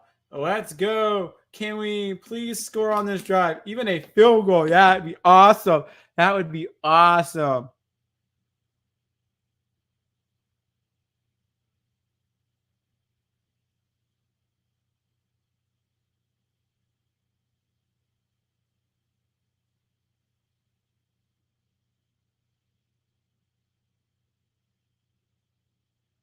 Yeah! Yeah, fumble!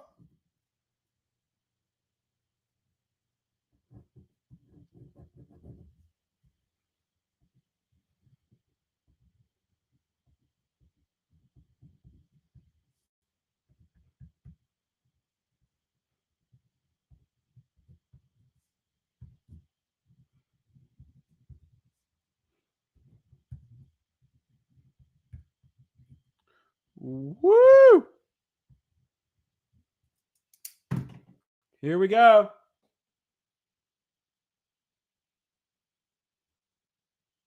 Come on, Gino. Gino goes back for the pass. And it's batted down again. Man, Gino.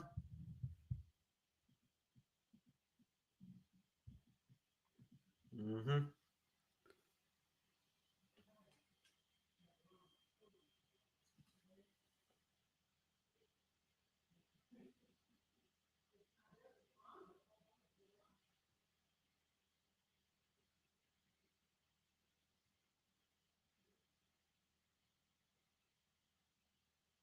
Okay, Gino goes back for the pass. Oh, and he gets sacked. He gets sacked.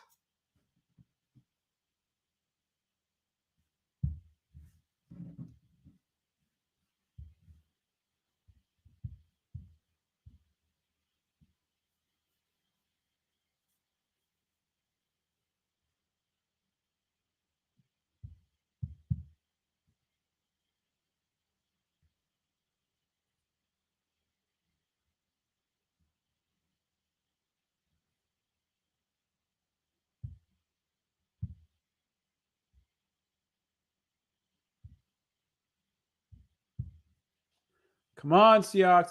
It's 3rd and 21. Let's get some sort of yards back here. We need to get in field goal range.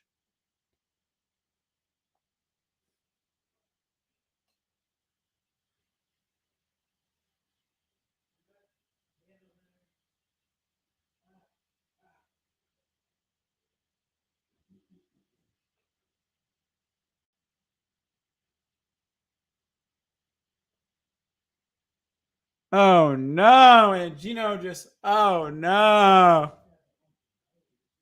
Oh, no, Gino.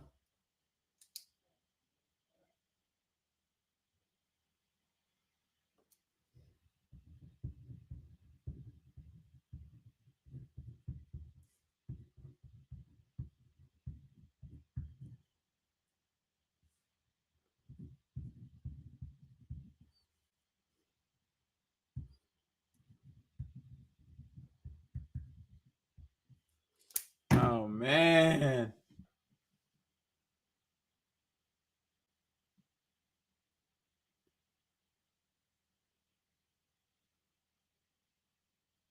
Oh, no. And then it's Lamar Jackson goes for the run.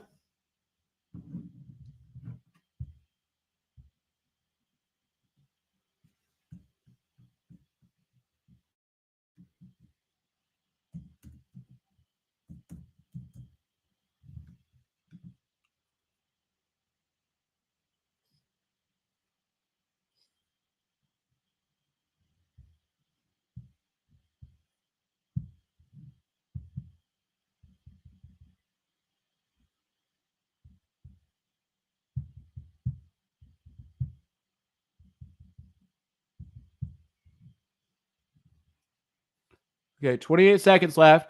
Baltimore Ravens have no timeouts. Okay, here we go. Okay, Lamar Jackson going back. He's going back for the pass. He's looking for the pass. He's looking for the pass. He's looking for the pass. And he runs out of bounds.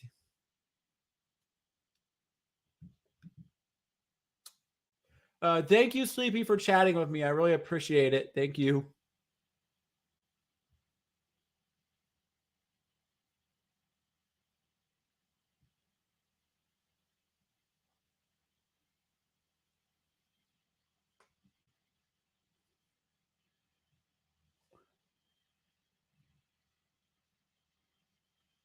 Come on, Seahawks. Let's sack him. Let's cause a fumble again.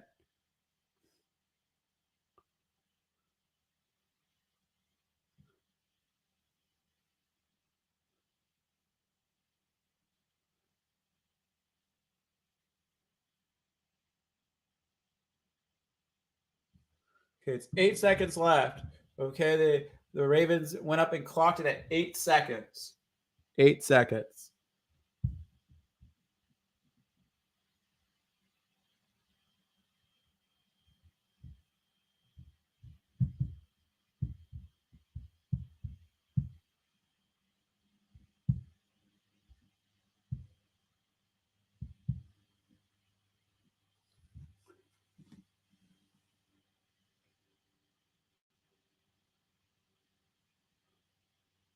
Okay, come on. Miss it. No, and he makes it.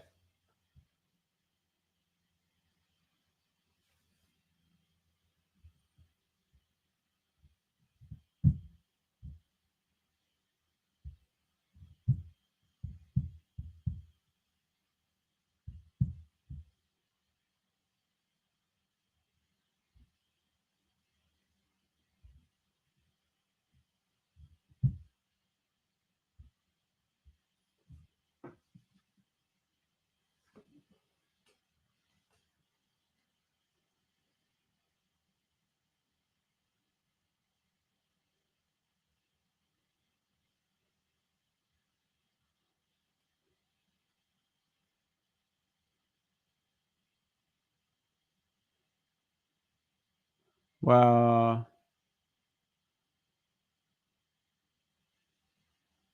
Wow, look at how good the Kansas City Chiefs are 7-2, Miami 6-3, Baltimore Ravens are 6-2, and Jacksonville Jaguars 6-2. Woo! Look at those records in the AFC. The AFC stands for the American Football Conference. The NFC stands for the National Football Conference, and they play in a league called the NFL, the National Football League.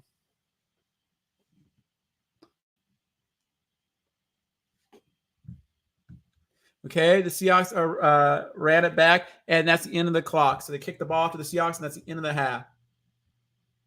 Hopefully they bring the offense in the second half. Yes, we are.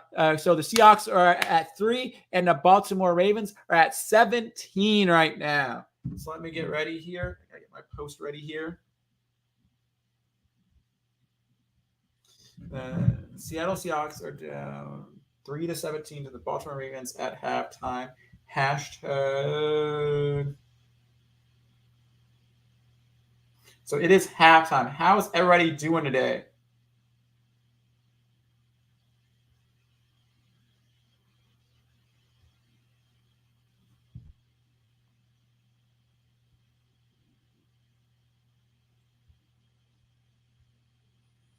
Okay, so it is the Seattle Seahawks are down 3-17 to the Baltimore Ravens at halftime. So let me get ready for this post. I'm trying to get all my posts ready. Let's get this halftime show going.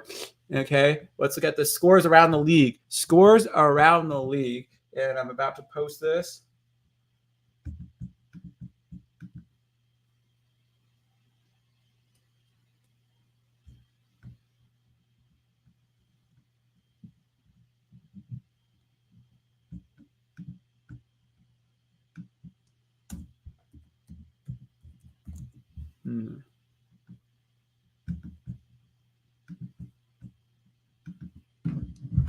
Okay, so it is 11:30 in the morning here. It says so Seattle Seahawks are down 13-17 to the Baltimore Ravens at halftime. And let's see.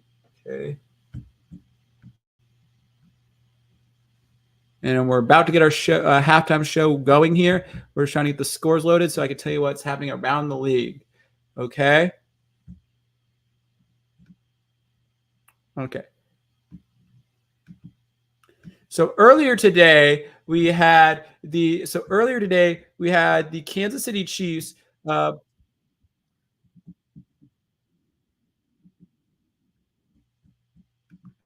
So right now, boom.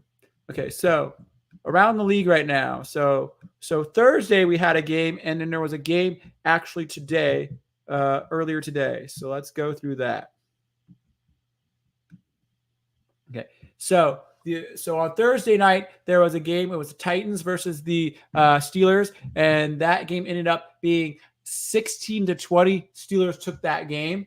Okay, and then we had another game that was actually today. It was in Frankfurt, Germany. It was a 6:30 in the morning Pacific time in the morning Pacific time game, and it was the Kansas City Chiefs playing the Miami Dolphins, and that game went to 14-21. Kansas City took that game in Frankfurt, Germany. An interesting fact about the stadium in Frankfurt, Germany, that the stadium in Frankfurt, Germany actually only held 51,500 people in it. That is less than an average NFL stadium. The lowest, smallest NFL stadiums hold just over 60,000 people in them. So interesting fact to note about that is that stadium is actually slightly smaller than an NFL, usual NFL stadium. Usually an NFL stadium is about 66,000 people or something like that, or 70,000 people. So so we're right up. And so that was a lot smaller. Mm-hmm. Seattle.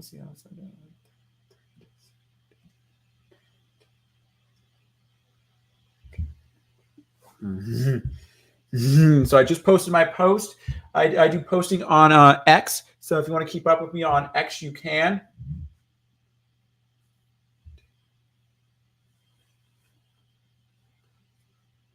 Okay, and so let's see what else is going on around the league. So as we know, this game is 3-17, with Baltimore actually winning 3-17 right now. Some other games that are at halftime is we have the Bears and Saints, 14-14 at halftime. The Bears and the Saints and stuff. So as we know right now, the Saints are fighting for a playoff spot right now, and the Bears are behind that, trailing behind that in the actual NFC conference.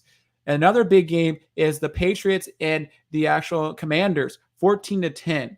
So for if you think about this in the logical sense, the Seahawks would love to have the Commanders lose because that would put them a game back from the Seahawks, even if the Seahawks do win or lose. Because the actual Patriots, so the Patriots are playing the Commanders, and the Patriots are in the AFC. So it's always better a lot of times when the AFC beats the NFC as long as the Seahawks win. Because if we can keep winning, then that kind of keeps us in ahead of them, our other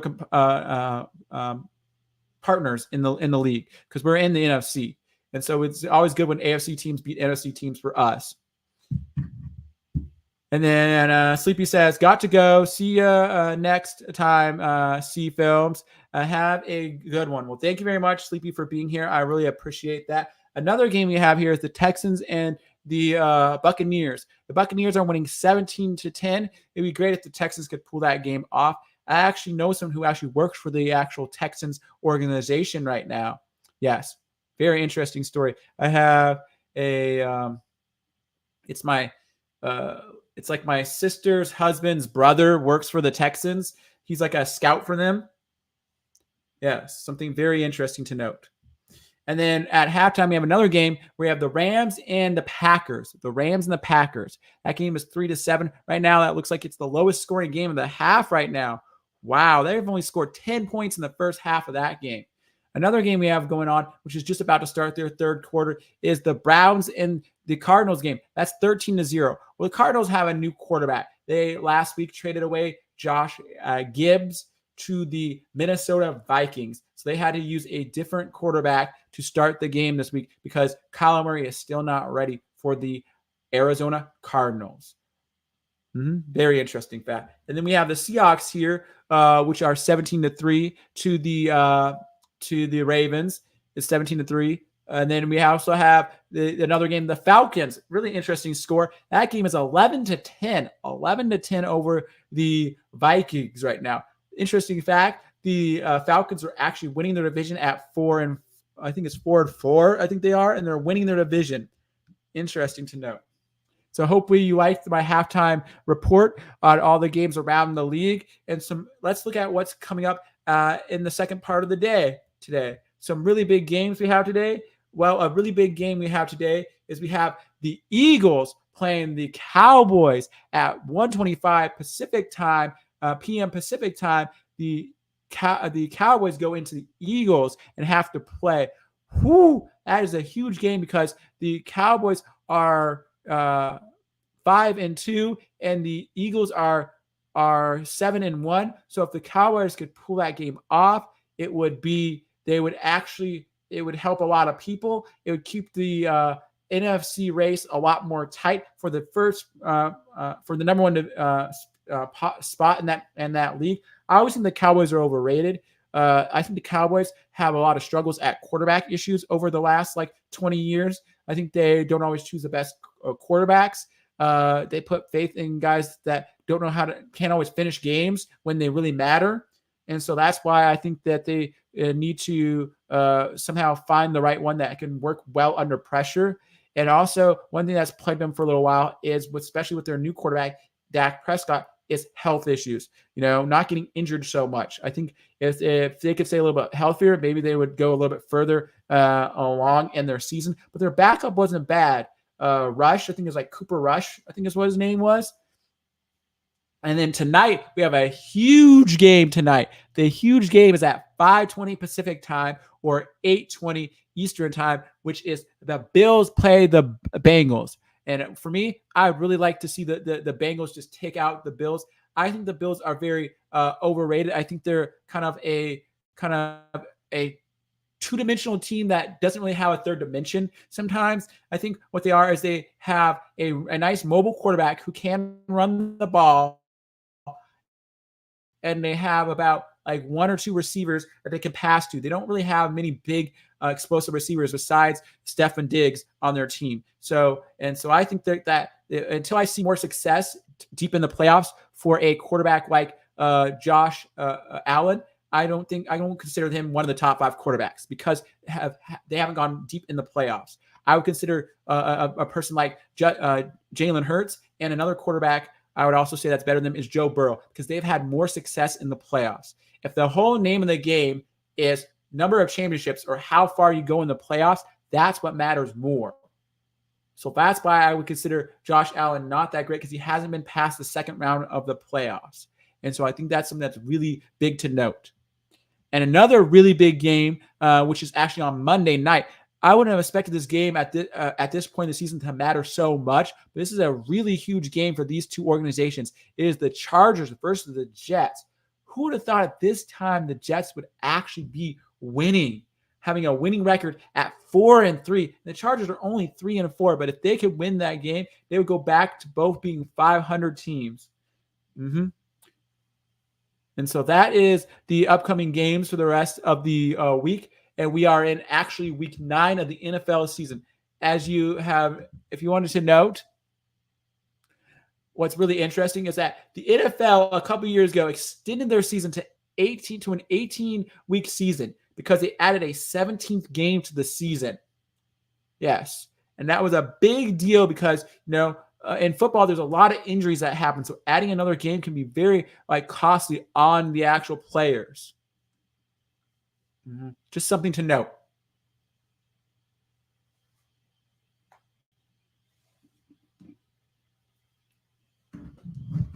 So let's see where my posting's at.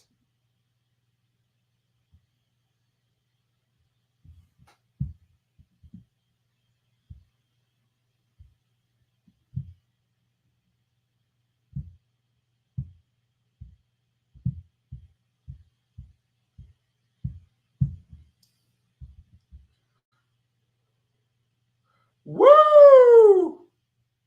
My posting is doing really well.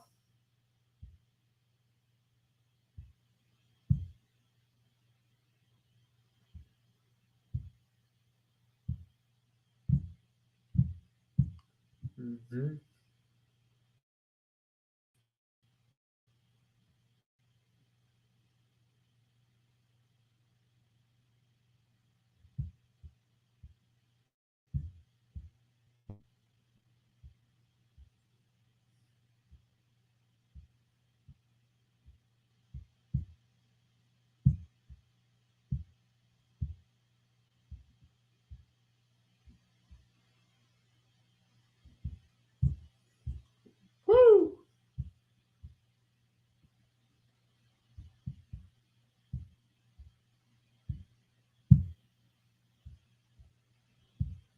$146. Let's see here. 146 on that one.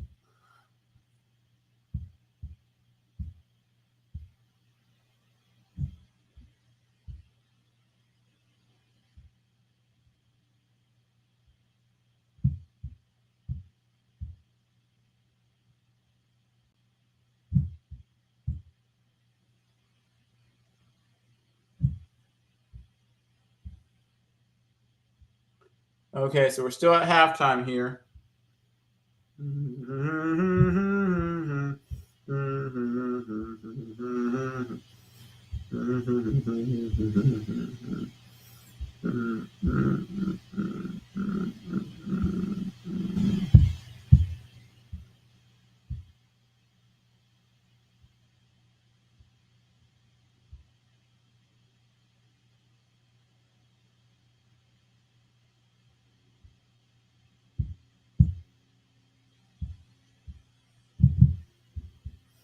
Woo!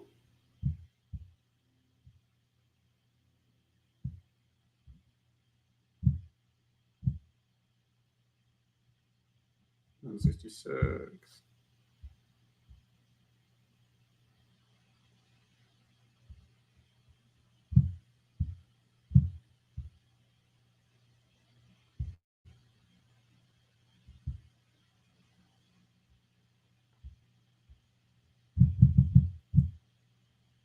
Okay, so the first half stats. The Seahawks had 89 total yards, and the Baltimore Ravens had 238 total yards. The Seahawks had 4 first downs, and the Baltimore Ravens had 17 first downs.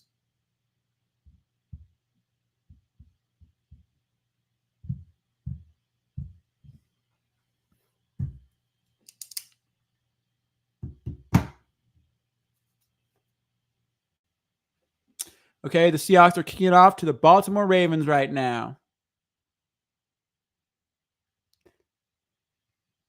Okay, that's going to be a touchback.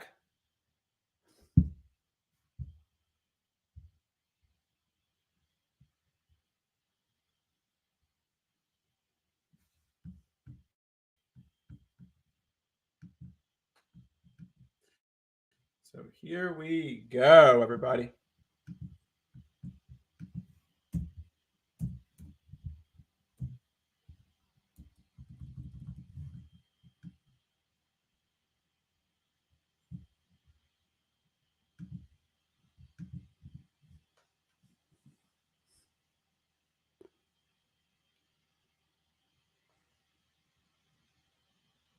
Okay, they hand it off, and okay, oh, and he gets the first down, and he keeps going. They hand it off to the running back, and he keeps going and going, and they can't stop him until he get to the 30-yard line.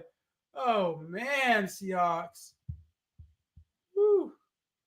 Our defense is not holding up today, not at all.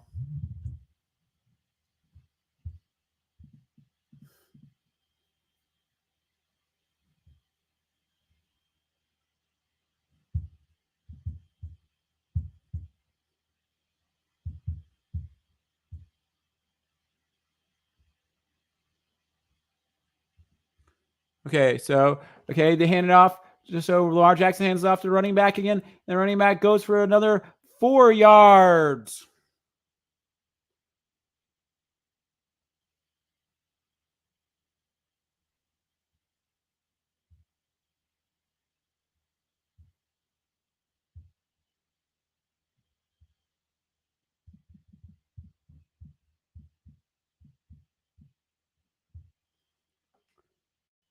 Okay.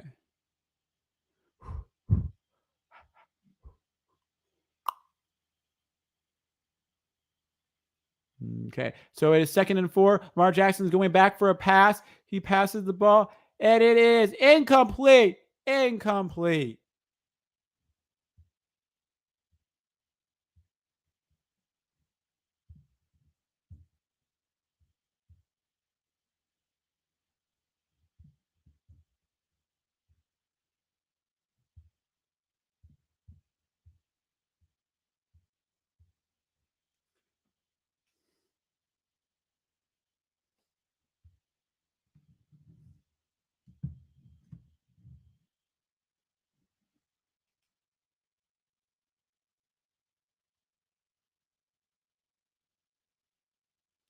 Okay, Lamar Jackson's going back for a pass, and it is caught. But it is 4th down. 4th down.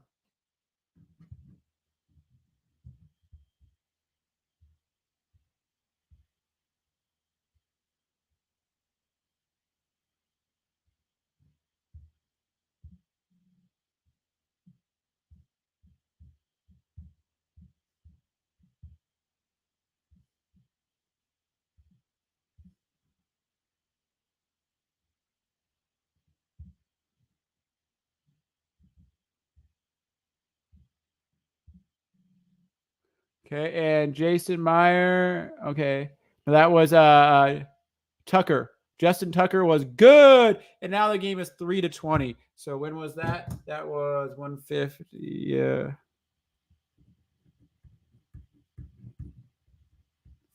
Still go 1 hour.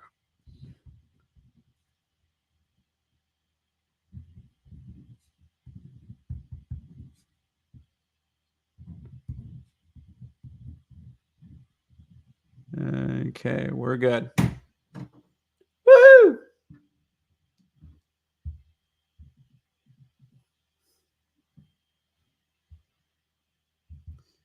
So how does everybody feel about the Seahawks and their efforts to come back in this game?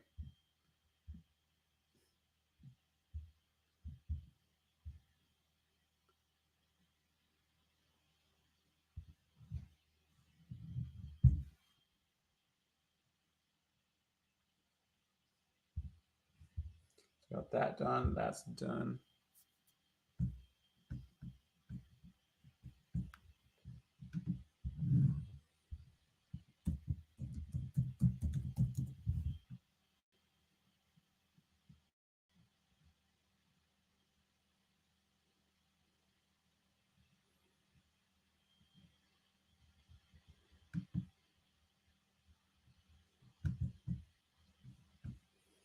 Yeah, so this is huge. Huge.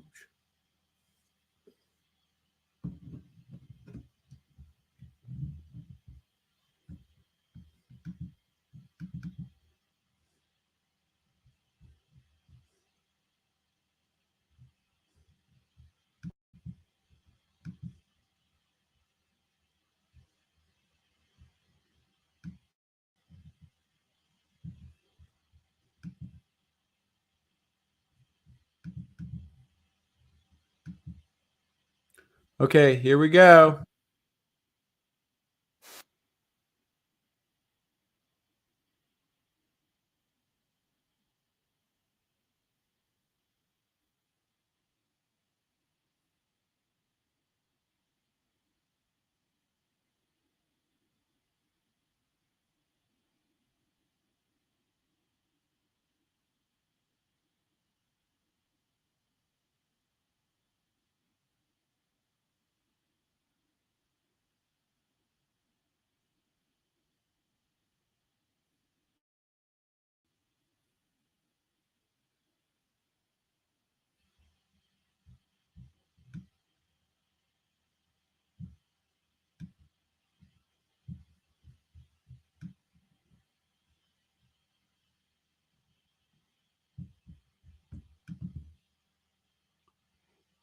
Yeah.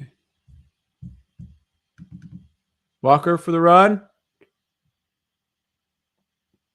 It doesn't get to the line of scrimmage, so they hand it off to Kenneth Walker, and he doesn't get back to the line of scrimmage.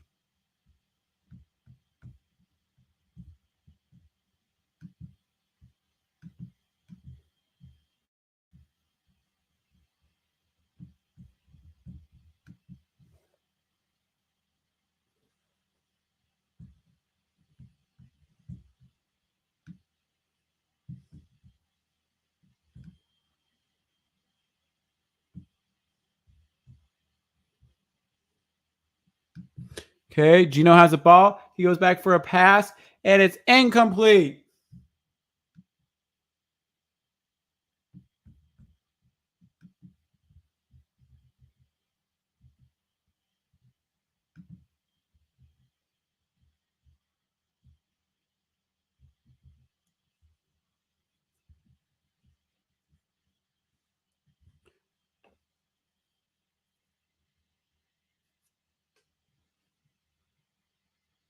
Okay, it's 3rd and 10. 3rd and 10 Seahawks. Okay, let's see what we can do here. Let's get this first down.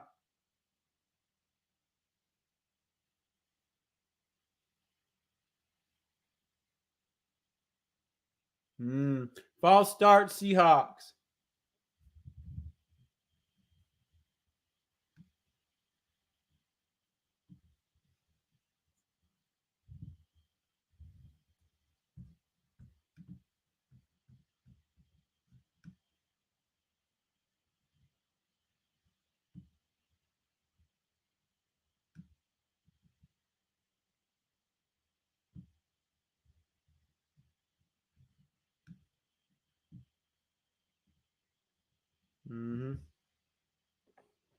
Okay, Gino's going back for the pass. Okay, he almost got tackled, but he didn't. And now run, Charbonnet, run! Passes Charbonnet and only gets back to about the original line of scrimmage. It's 4th down.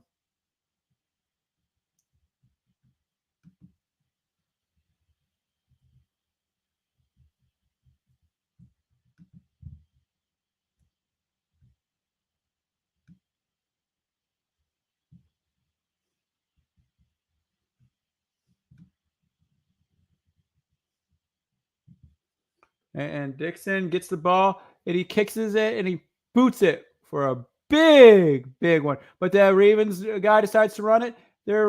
And they keep going up the sideline and they get back to the 50-yard line.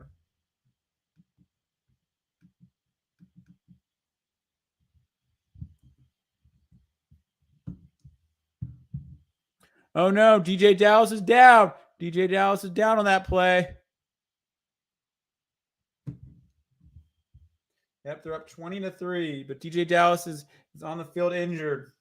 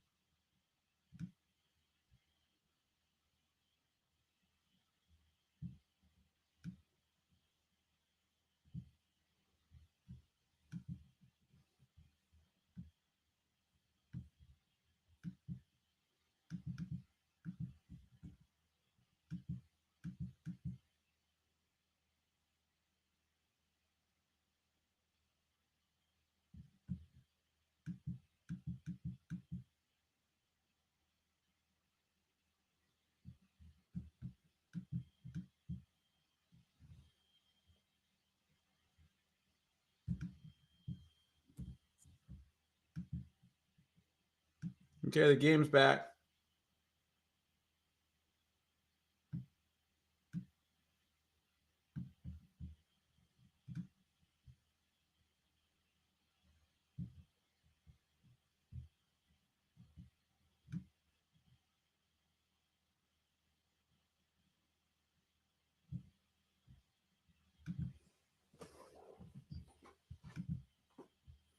DJ Dallas is walking off the field, so he walked into the locker room. So hopefully he's not injured too bad. Hopefully there's no injury at all. Oh, and we stopped them. So they're at the 39-yard line. Is where the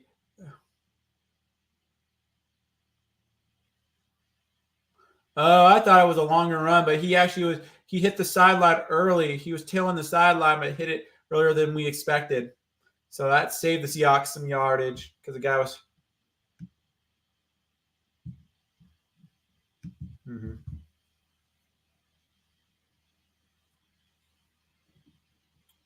Okay, so here we go. Lamar Jackson's going back for a pass. He passed it to 89, but then he gets bottled up, and he only gains about 3 yards. So it is 3rd and about 8. Mm-hmm.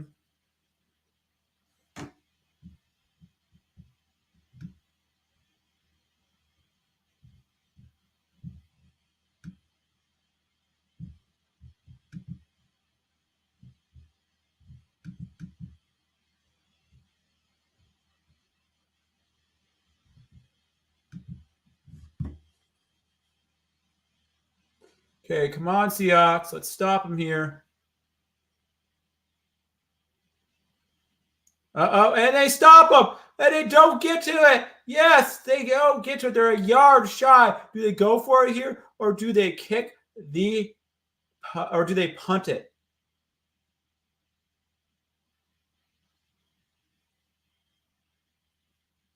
Come on, Seahawks.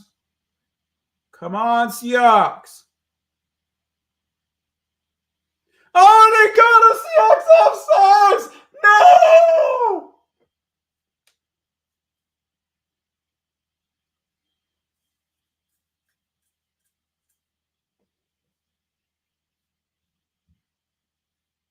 Oh, God.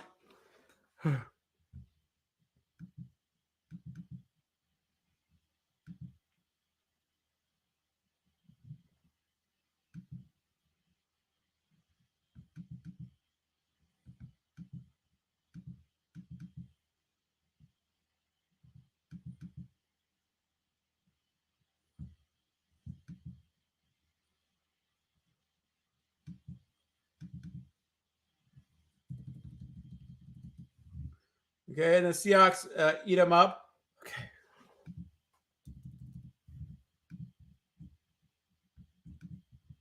Here we go.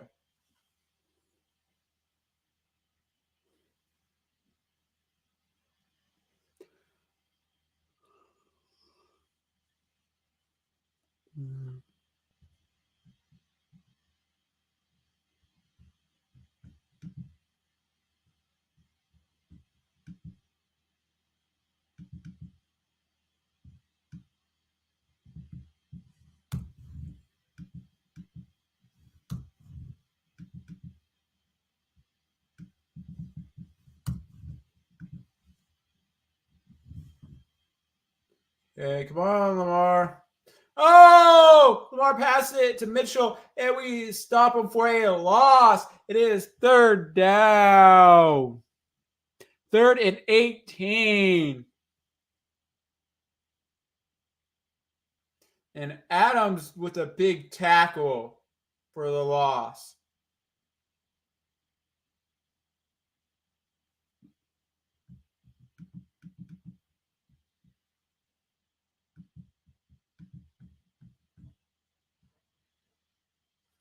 Okay, here we go.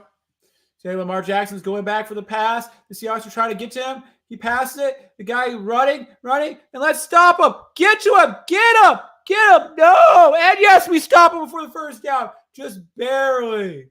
That is not a 1st down. It is 4th down.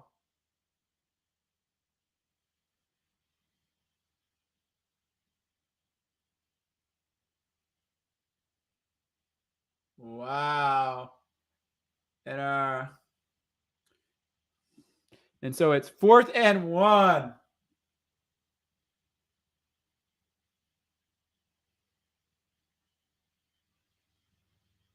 Oh, and they get the first down. We had them pinned back so much, and they just keep moving it.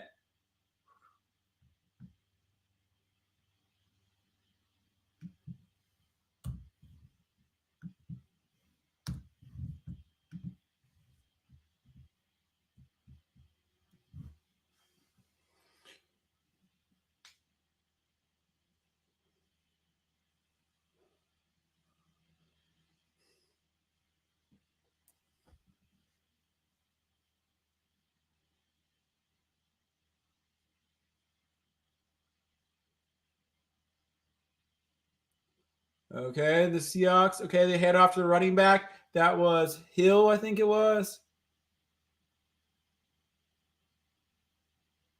Yep, that was Jay Hill as the running back.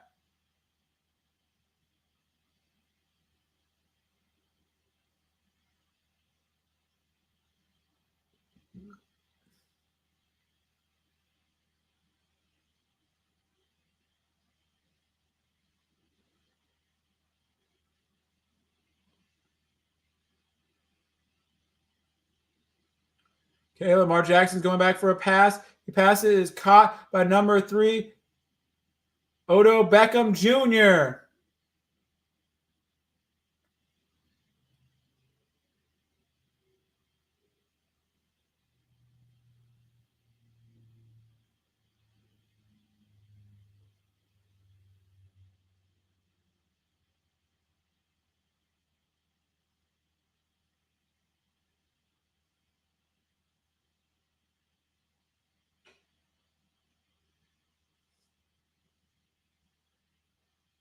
Yep, the ball's at the 17. Lamar Jackson passes it to one of its to number 89 Andrews.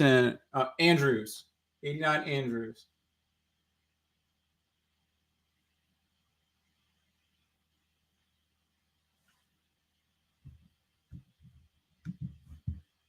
Oops. Oh, I'm falling off the screen a little bit. I keep doing that. Sorry, everybody. I got to pay attention better. Okay, Lamar Jackson hands it off to running back. He fumbles it. He fumbles.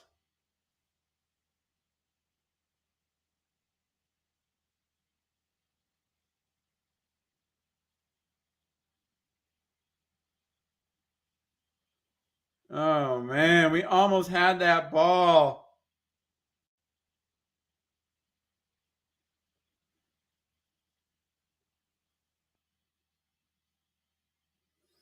Okay, come on, Seahawks.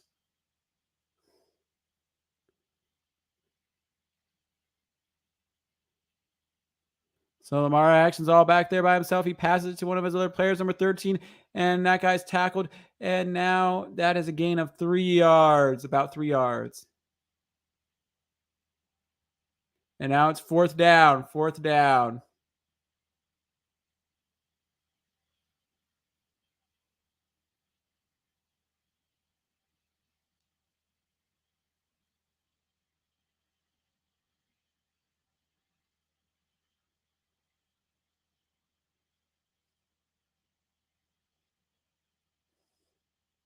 Okay, Tucker has a 31-yard attempt.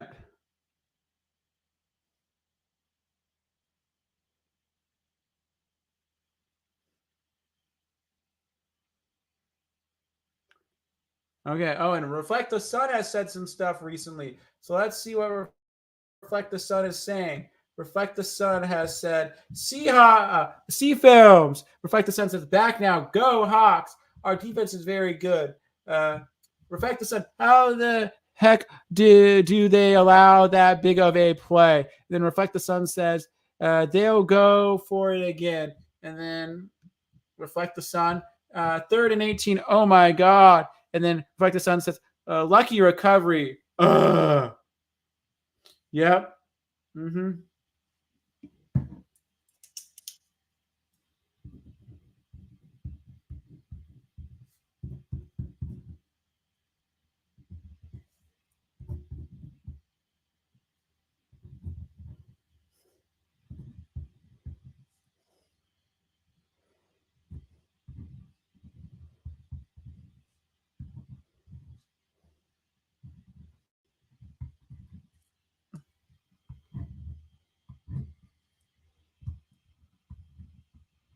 So how are you doing, Reflect the Sun? I don't know if you checked out my website, but thanks for the donation. Thank you very much, Reflect the Sun, for the donation of $2. Thank you very much for supporting the rooftop sports. Mm-hmm. If you haven't already, you should also check out cfilms.com and also check out the cfilms X. Mm-hmm.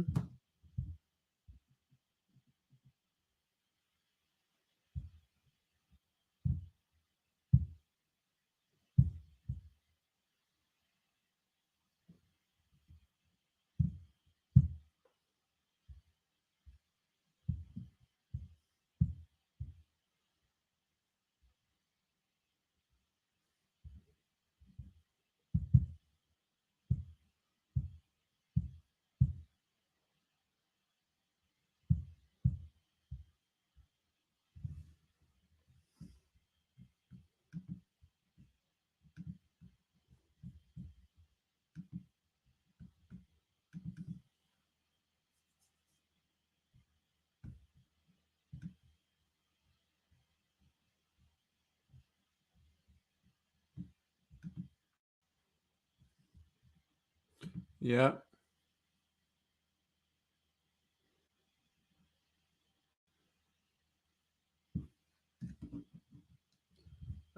Cool. Movies categorized by city and such. Yes. Yeah. So my website is a Northwest media website with a focus on movies. It is like a cross between an IMDb and a Wikipedia for the Northwest United States. I hope you enjoy it. There's also some sports sections on there.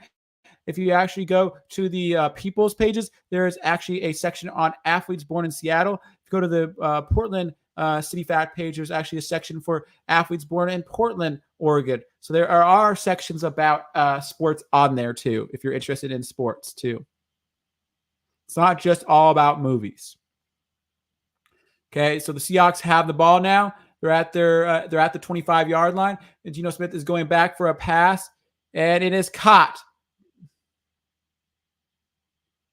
Yeah, Jigba. It is caught by Smith. Mm-hmm. And that is 2nd and 2.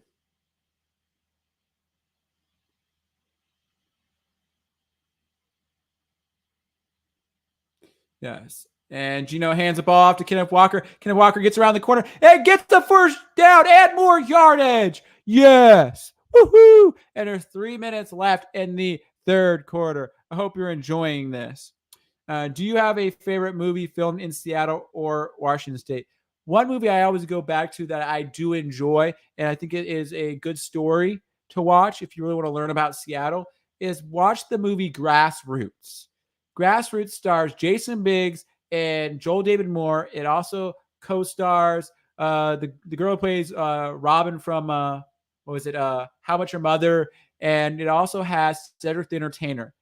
The whole premise of the movie is that somebody decides to run for city council to expand the monorail. Okay, now it's 2nd and 12. Okay, the Seahawks hand the ball off to Kenneth Walker, but he goes nowhere and gets sacked for a loss of yards. Mm-hmm. Yes. So let's think about some other ones. Okay, yeah, that's a good one to watch and stuff like that. Is that one? And then another good one is watching War Games. If you like tech stuff, you should watch the movie with Matthew Broderick called War Games. Yes, it's from the 80s. Okay, and that's another good one to watch is War Games. So I recommend War Games and Grassroots. Okay, Geno Smith passes the ball. It's almost intercepted. And it is 4th and 16 now.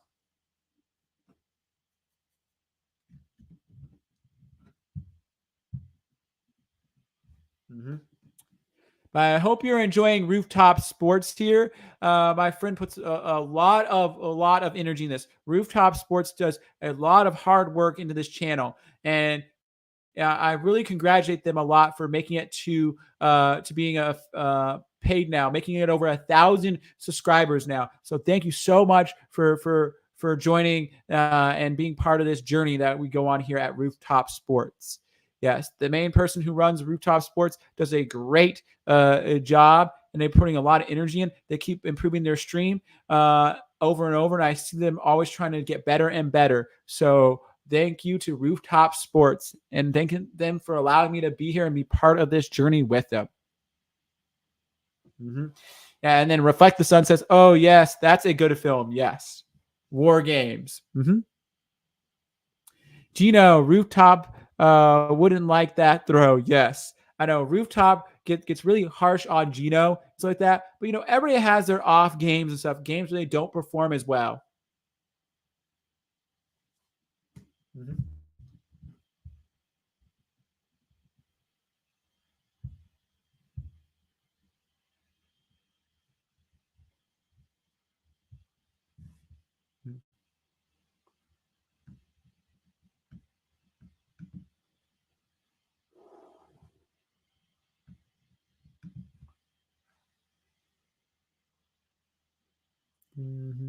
We'll get it ready for my next post.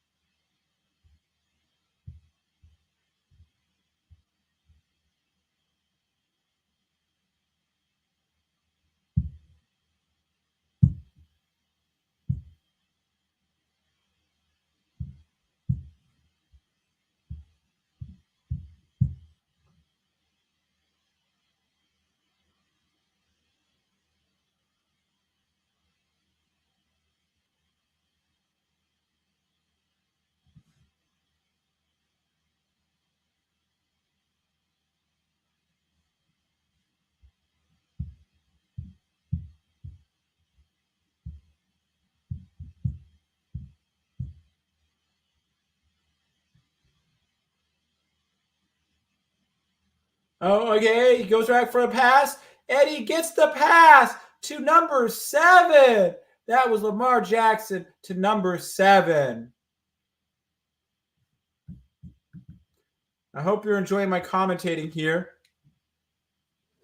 Let me get back in the frame here. I keep forgetting that I need to be in the frame here. So, whoo.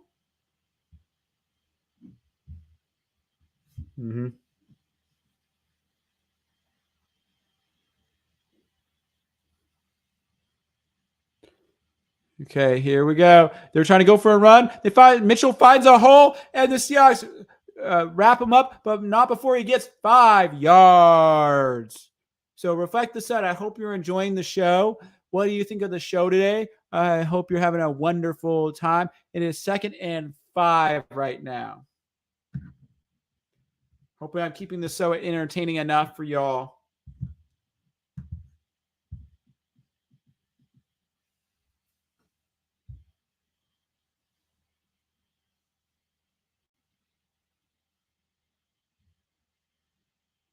Yeah, and so number 6 passes it off to their running back, and he goes all the way. Touchdown, Ravens! That is Mitchell again. Mitchell is just eating us up in this game. Keaton Mitchell is just having a wonderful day. If you have one on your fantasy football team, you should be having, be really thinking Keaton Mitchell. Wow, I didn't even knew about this guy, but he seems like a really good running back. He is having a great day. He is finding the holes and just moving and grooving. I don't know much about Keaton Mitchell, but let's look him up to find out more about Keaton Mitchell, the running back of the Ravens. He is 21 years old. He is Keaton Mitchell.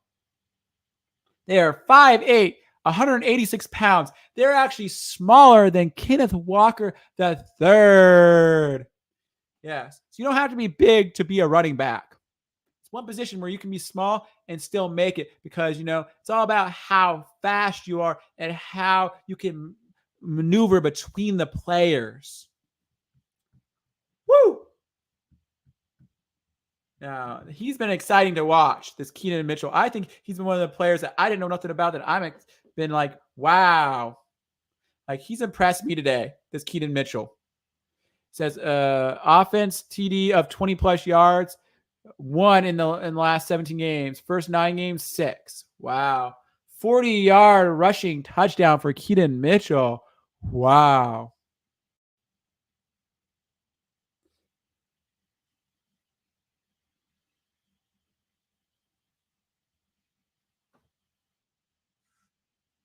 We've given up 30 points today. 30 points. We've only scored 3 total points. There's still 29 seconds left. Let me write this down because that was huge.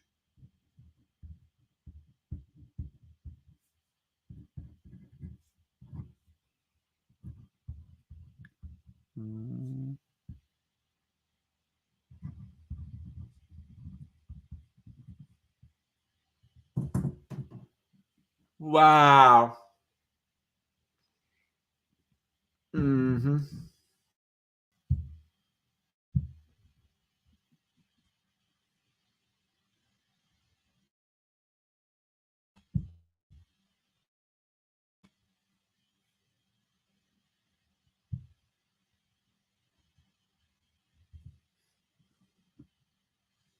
Kenneth Walker runs for another 4 yards. Woo. Okay, that looks like it might be the end of the third quarter. It's coming close.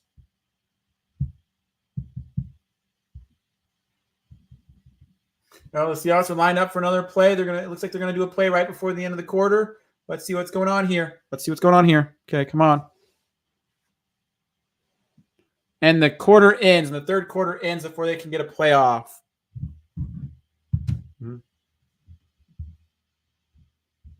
And we have Reflect the Sun says, we need a new O-line. And then Reflect the Sun says, our defense getting worn out. Reflect the Sun says, our defense is better than giving up 30 points, of course.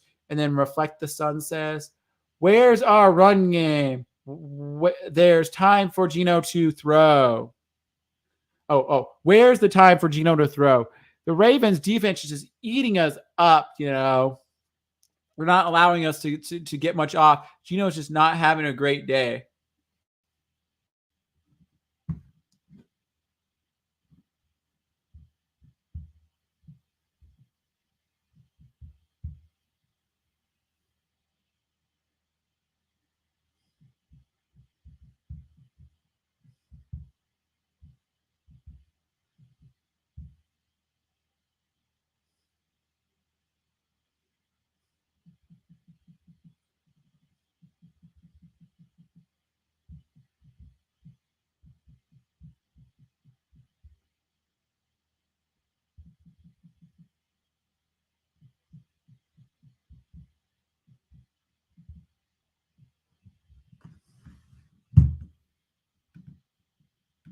So does anybody have any questions or comments for me? Please feel free to drop them in the chat if you have any questions or comments for me. The Seahawks are down 3-30. So I can say the Seahawks are now down 3-30 to the Baltimore Ravens at the after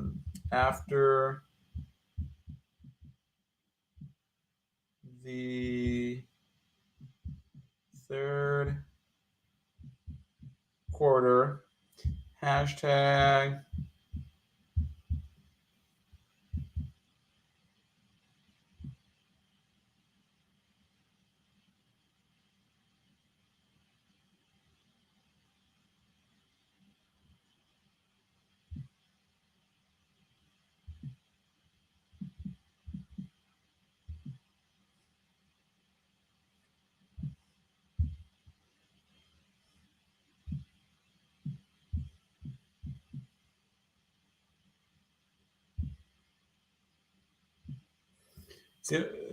Seattle Seahawks are now down. The Seattle Seahawks are now down 3-30 to the Baltimore Ravens after the third quarter. Hashtag Seahawks. Hashtag.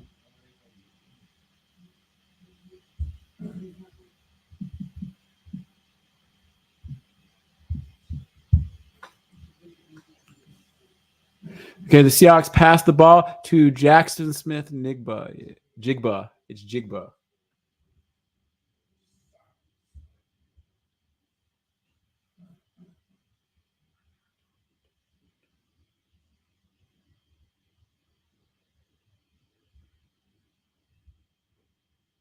Yeah.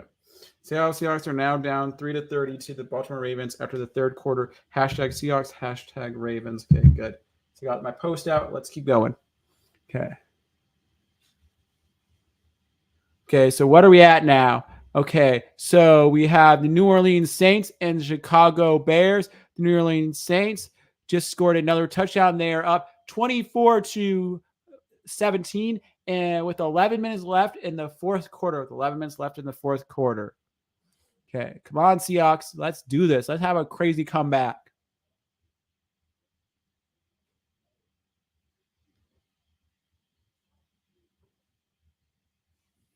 Okay, the Seahawks have the ball. Geno Smith is going back for a huge pass. He passes the ball, and it's overthrown to DJ Metcalf. It says they are winning the trenches to be sure. And then it says, Reflect the Sun says, Connor Stallions have any connections to Harbrough in Baltimore. It's like they have our playbook.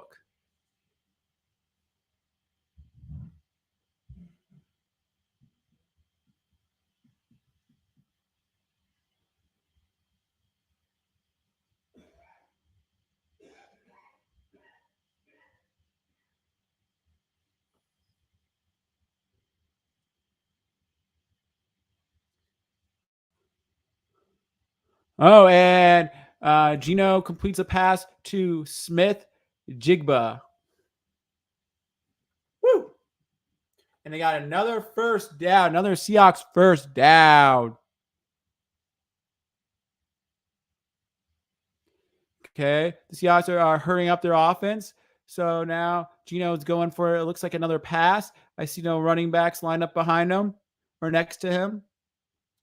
Let's see. So now he hikes the ball off. Geno is now going for the big pass, and it is overthrown to Tyler Lockett.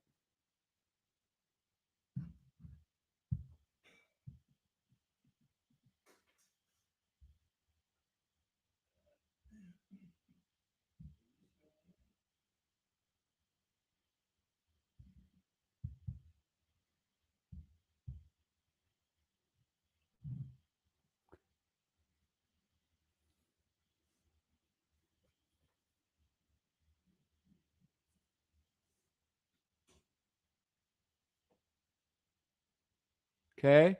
I see a running back there, but now Geno got the ball. He's passing the ball. He passes it to Kenneth Walker, and Kenneth Walker gets 2 yards out of that pass.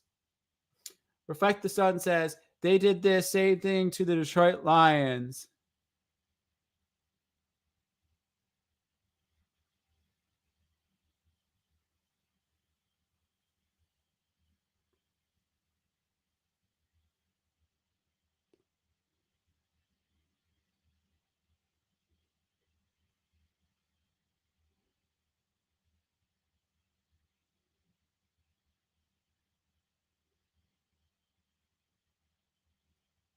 The Ravens call a timeout. It is 3rd and 8 for the Seahawks.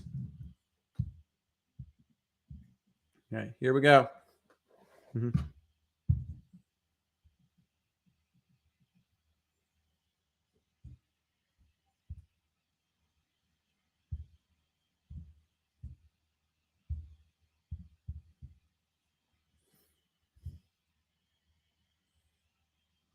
Mm-hmm.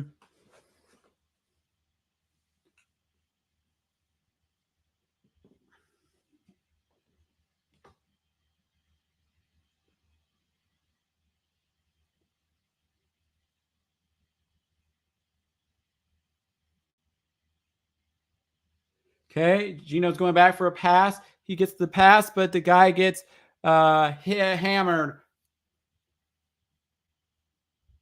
We got to just go for it. We have nothing to lose. We got to just go for it off 4th.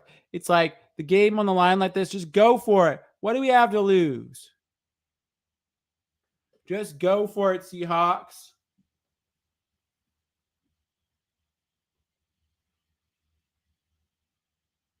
Yep. That is 4th and 7.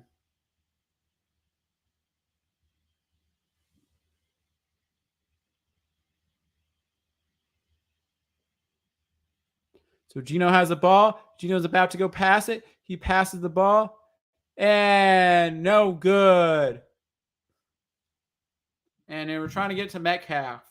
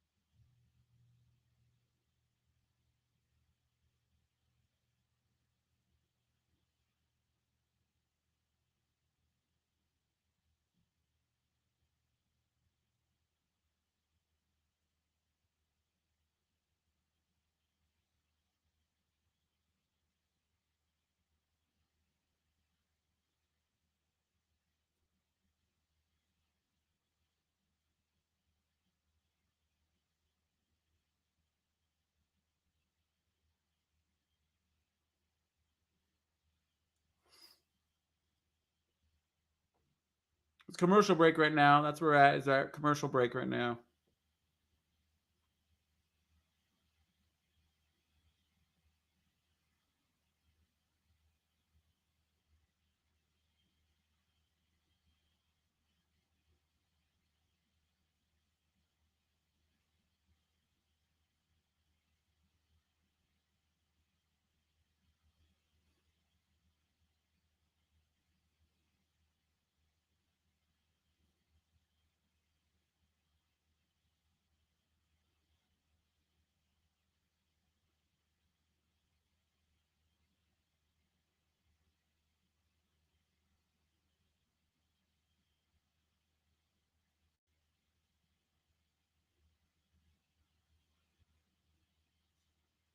Yep.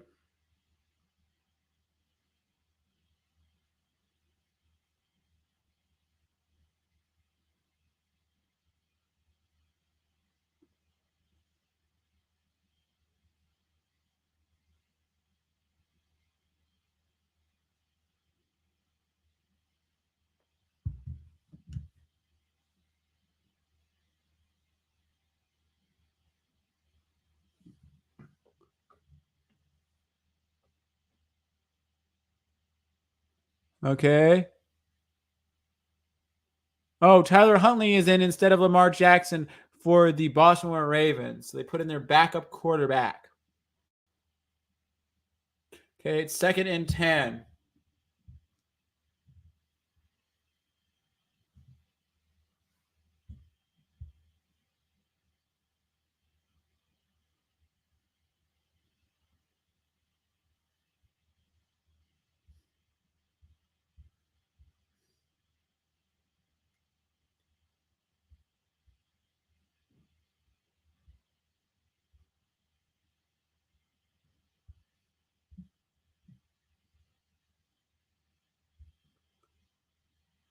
Okay. Oh no, the Seahawks. Oh, Mitchell breaks a tackle. He keeps going. Mitchell keeps going. And 27 finally takes him down. 27.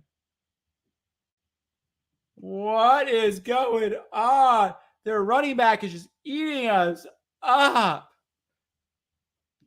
It says, Reflective One says, would love to be a fly on the wall when the Harborough brothers talk about the Skygate Stallions character. Stallions has fired, I see.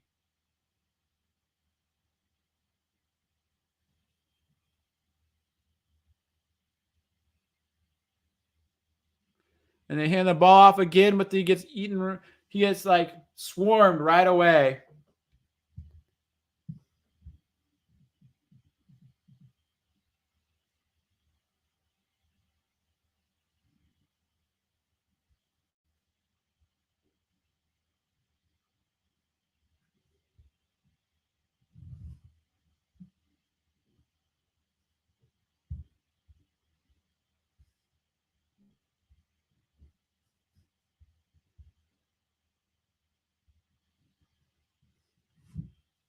Uh-huh.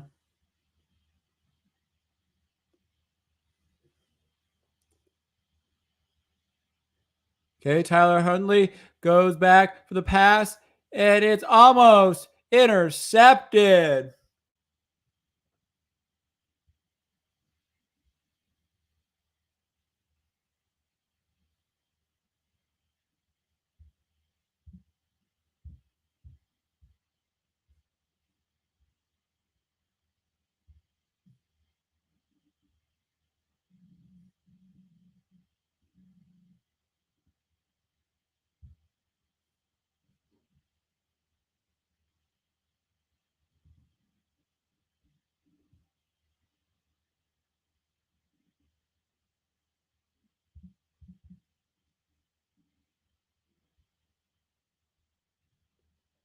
And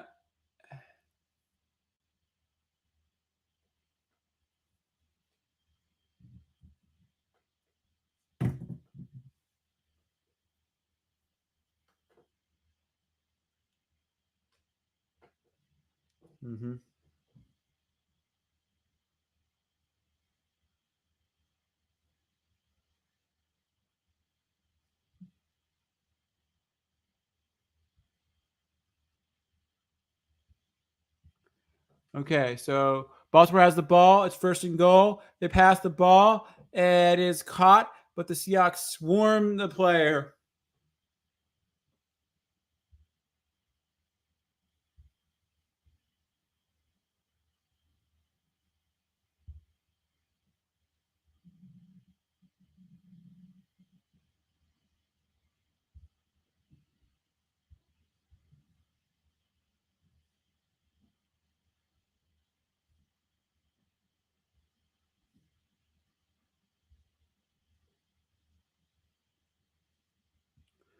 Okay, so it's second and goal. Second and goal. Okay. Second and goal here. Let's see what's going on. Okay. And they pass it, and it's overthrown in an incomplete pass.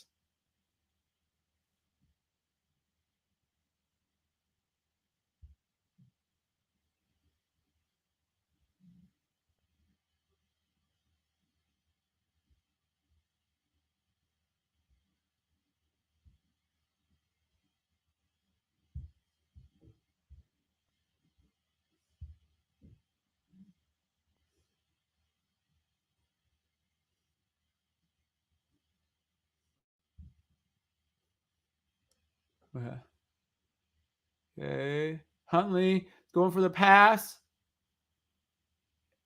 And that is caught. That is caught by Odell Beckham Jr. Odell Beckham Jr. gets a touchdown. And that is another touchdown by the Ravens.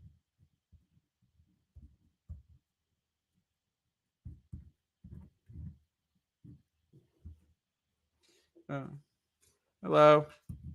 Oh, they caught another one, huh? Yes, it All is right. still going. See? It's mine now. Okay, I'm just finishing writing this up. But thanks. You got a lot. Yes, I think I got most of it. Not everything, but I got most of it. Well, as you can tell, of course, I have returned to this game, and looks like I just missed a touchdown by a few seconds. Would have loved to call that one, but my goodness, it is now 37-13, 37-3, and this is probably the biggest blowout in the Pete Carroll era. I don't know if I've seen anything like bigger than this before. Yeah. I think of 2017 against the Rams. I think of 2016 against the Packers.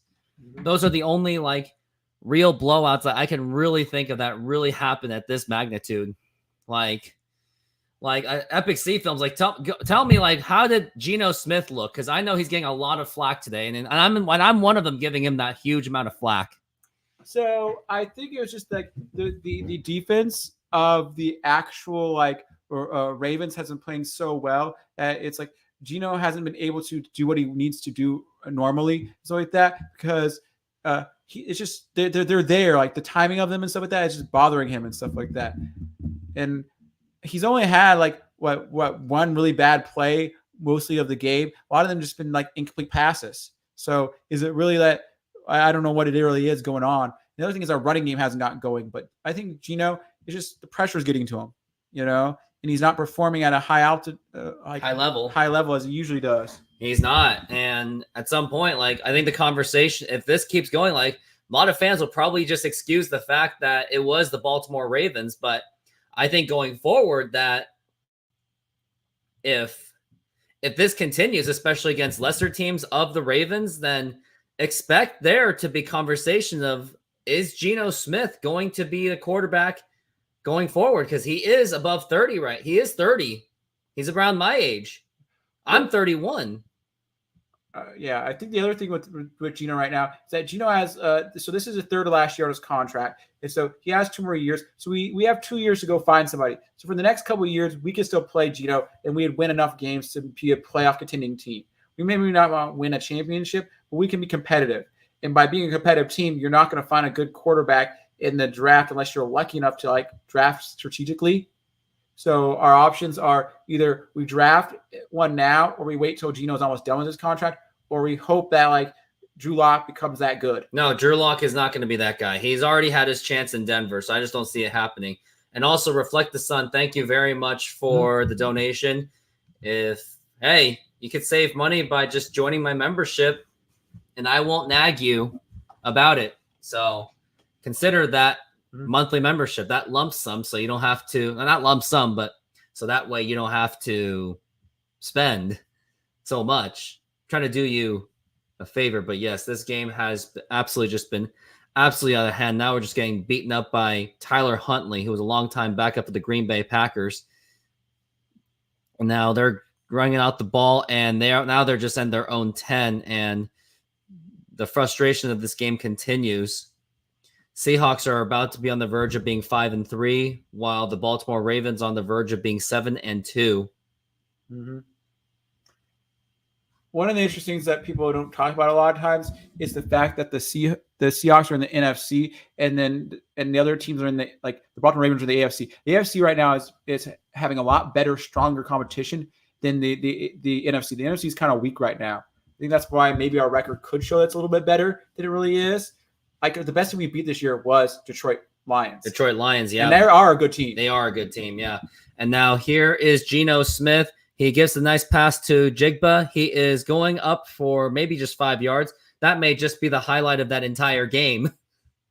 Mm-hmm. Yep. 2nd and 5 right now. It's like I really didn't miss much at all. It's almost like my day job was doing me a favor by missing this absolute abomination.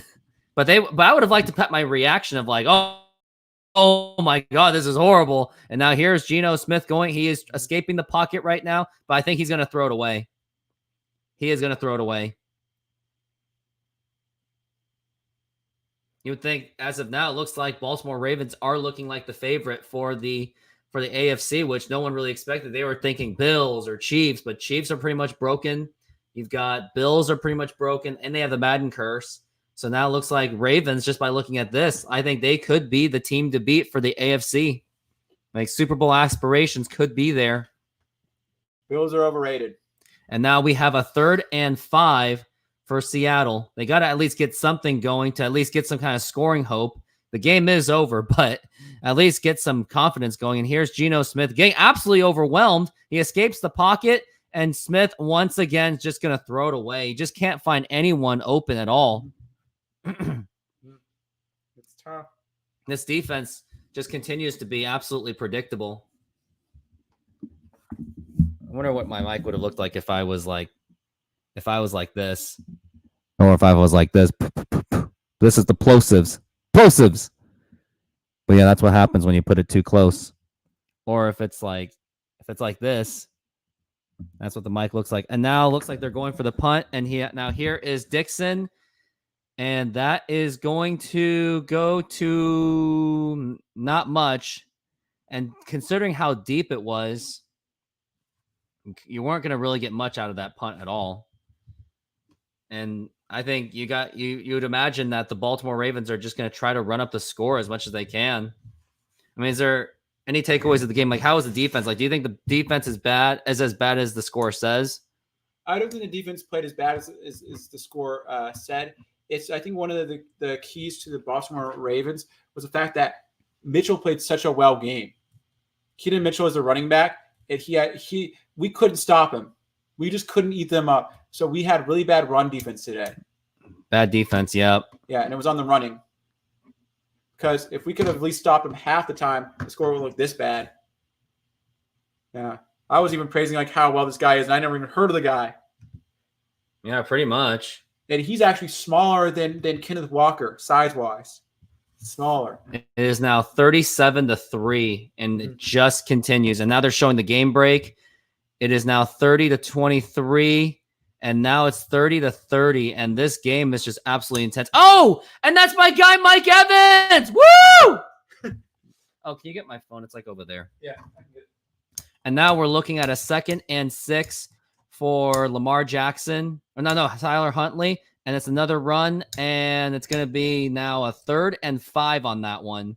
Where is it down here? Shoot. Is this it? No, the other one. Maybe it's under my Cobra Kai shirt or my suit. Oh, here it Try is. the jacket. Yep, there it is. Yeah, I just want to look at the score. I know you have 2 phones. There's that song, 2 phones. Just want to look and see how bad the score is. Geno Smith, 157 yards, almost less than 50% passing. Mm-hmm. This is like the worst game of the season. This is worse than Mitchell Rams was game. the big running back today. And now here is the throw, and that is going to be a first down, and they couldn't get the tackle down at all. This game just makes me stutter really badly. I mean, I don't want to put too much of this on the defense, because when your defense is out there on the field constantly, just absolutely gassed, and now look, we got an injured player. Mm-hmm. Trey Thomas is the guy that's hurt right now.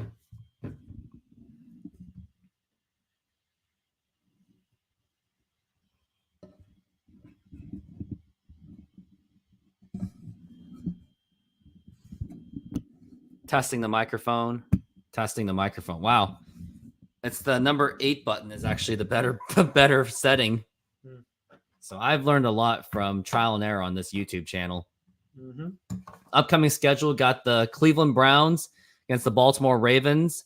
That's going to be a pretty big game. Lamar Jackson versus Deshaun Watson. Then they're going to play Cincinnati, and then they're going to play at San Diego. Then the Rams. They have the toughest remaining schedule, so this will be a true test for their championship aspirations. Yeah. The Seahawks next week play the Commanders. We should be able to pull that game off. You would think, but you'd be surprised. And they're at home too, so there is an opportunity to win that game. Yeah, so at least we'll have 6 wins on the season. I would hope. But I'm telling you, Geno Smith is not our Super Bowl quarterback. He's not a Super Bowl caliber quarterback. But would you say there's other players like DJ Metcalf who's underperforming this year? DK Metcalf has absolutely been underperforming. Yes. I mean, let's see, he's only have 1 reception for 50 yards, so he had a big reception, but that's about it. Yeah. And now here is another run, and he's at least getting a few yards on that one. Mm-hmm. And also shout out to Epic C for letting me host a game here. Mm-hmm. But I really missed a huge portion of it. I missed like the huge amount of just obliteration by the Baltimore Ravens. Mm-hmm.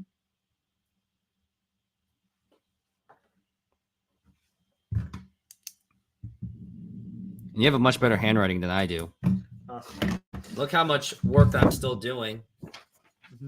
So at least I'll be pleasing some Baltimore Ravens fans. Yes. And now we're looking at a 2nd and 7. And now here's Tyler Huntley again. And that's going to be another first down.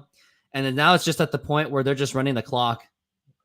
I've never been harsh on Lamar Jackson. I always thought Lamar Jackson was a good quarterback. And one thing they said he's improved a lot on this year is he went up 7% in his passing ability this year because of the receivers he has now. He went from like a 63 to a 70% passing rating. That's a big improvement. You know, he might be in line for one of the most improved players of the year.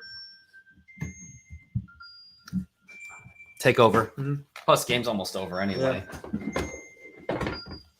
Yeah. Hashtag don't quit your day job. Yeah. Hashtag don't quit your day job. Uh-huh. Woo!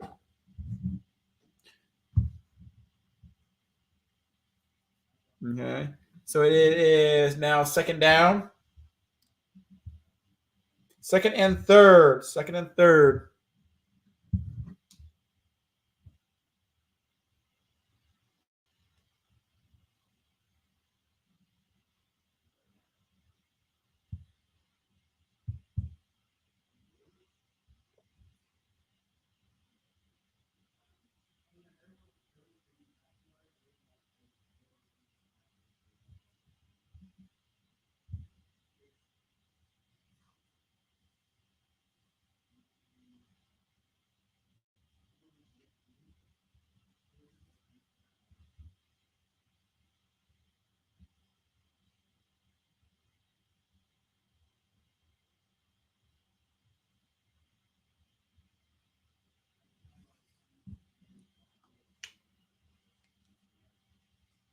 This is a crazy game. Crazy game. Mm-hmm. Yeah.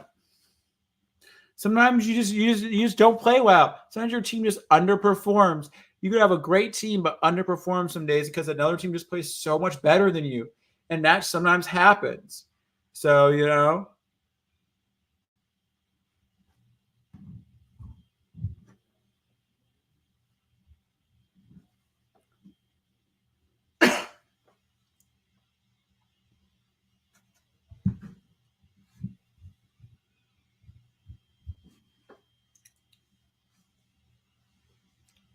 Mm-hmm.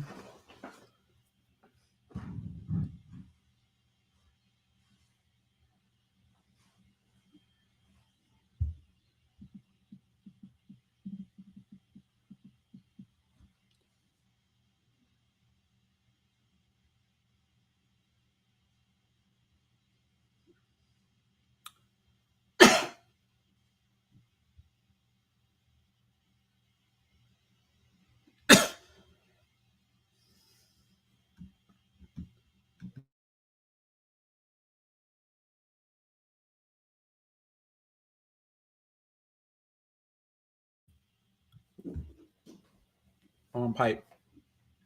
I'm back again. Okay, you're back.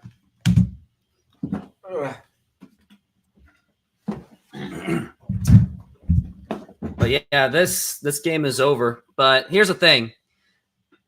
Don't quit your day job it constantly happens. I'm not saying I'm complaining about it. I mean, yeah, I probably am. But if you guys want to do something about this and improve the quality of this content so I can make more time for you guys, once again, hit that subscribe button and donate to the channel and join the membership and hit like buttons. Like, go to all my videos and like every single one of them, because that will really help the algorithm of this channel, help grow this channel, because this is the absolute dream. So let's keep making it happen. We're at 37-3 right now.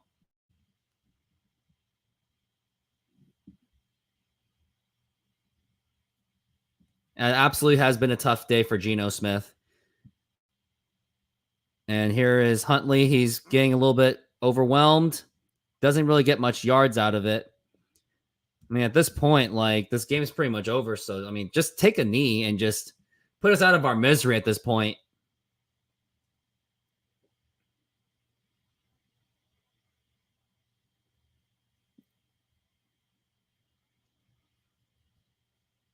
5-2.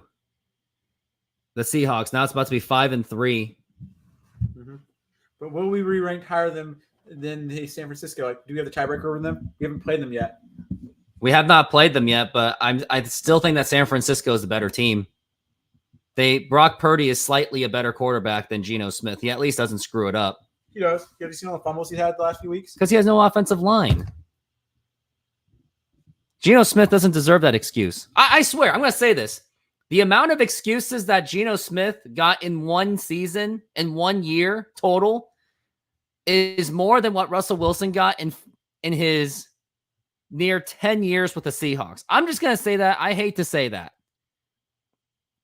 But all of you guys are so petty about Russell Wilson being a bad quarterback that he sold out this team. Last time I checked, he's the one with the Super Bowl ring. If Russell Wilson is not on the Seahawks in Super Bowl 48, we don't win that Super Bowl. We don't even get to the Super Bowl. So I'm the only one that's still standing behind Russell Wilson. Yes, he has a very unique celebrity lifestyle personality. I mean, but who doesn't do that? Basically, everyone does it. Even Tom Brady has some like celebrity status in him too. And don't get me wrong about Russell Wilson. He has a very insane work ethic still. He still works at his game. Mm-hmm. He just gets in his own way by not willing to give up any part of his salary to help rebuild the team. I would think you would agree with that. Some are saying, is that Russell Wilson or is that his wife who convinced him to do that? I mean, that's the thing. Because before that, he did have lower salaries before he got. That's because he was on his rookie contract. Even a second contract wasn't as big as some of the other players. So I don't know. But all of a sudden, the league has gotten so ridiculously priced for quarterbacks. It's like, okay, after your first contract, there goes now $50 million for a quarterback. And it's like, and that's every quarterback now. And you have some sort of success. You win at least 9 games, you basically get. If you win at least 9 games, you automatically are going to get $50 million now after your first 4 years. I guess so. So you just have to cough it up unless you go every 4 years draft a new quarterback. It's not a good cycle to have. And that's horrible. You have to keep banking on rookies. Yeah. And now here is the run, and looks like he has the rain. Nope. So it'll be a few more yards, but they really do want to go for that touchdown. Mm-hmm. You just want to make it look really bad. They just want to really run up the score. It's about getting that tiebreaker in a very competitive AFC. Mm-hmm. Here's a Seahawks remaining schedule. We got the Commanders, the Rams, the 49ers, the Cowboys, the 49ers, and then the Eagles. So this is going to be a tough game, a really tough stretch for the Seahawks. Got a lot of competition headed your way. But if we can pull off the next 2 games, that'll at least take off some of the blow. Who knows? But they got to win at least next week. Cannot lose against the Commanders out of all teams. Now I got to see how my fantasy team is doing.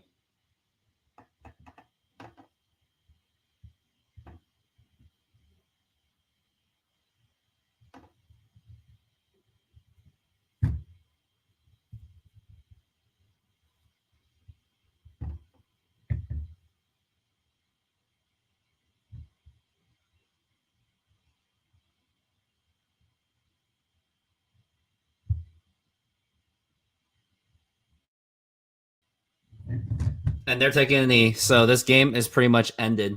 Yep, it is over. Keys to the game. The running game for the Ravens was absolutely there. The defense was absolutely on point. Mm-hmm. Seahawks didn't even score a touchdown in this game.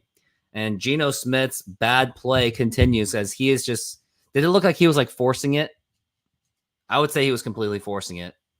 I don't know if he was forcing it. He was trying to make plays, but because the defense was causing so much like chaos or causing so much power, it was causing him to basically rethink his plan. So his first options weren't there. And sometimes some quarterbacks can't really like think for a second option.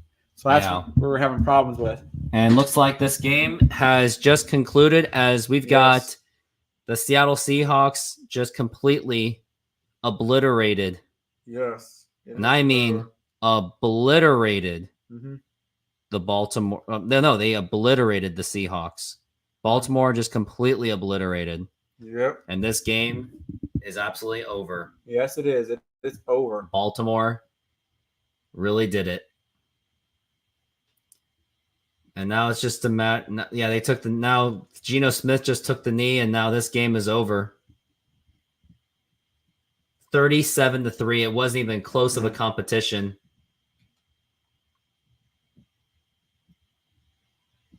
And Baltimore really did prove that they are for real.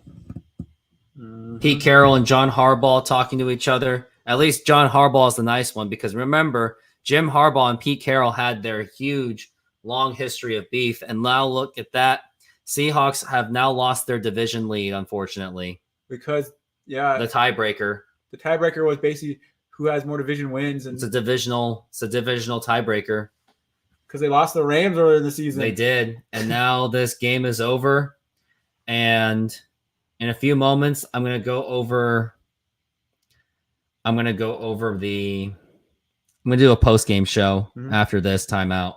So I'm going to end this show right now. And everyone that was part of this, thank you very much. And if I can just ask you one more thing, 4 things. Hit the subscribe button, notification. Okay, here's many things. Hit that subscribe button, hit the notification, hit the like button, make a donation, join the membership, and also, most importantly, hashtag don't quit your day job. And hashtag don't drink. Don't drink. And everyone, we are going to conclude this show. I'll post a post-game show in just a few moments as quickly as I possibly can. And everyone, have a good afternoon. And unfortunately, shall I say it, go Hawks.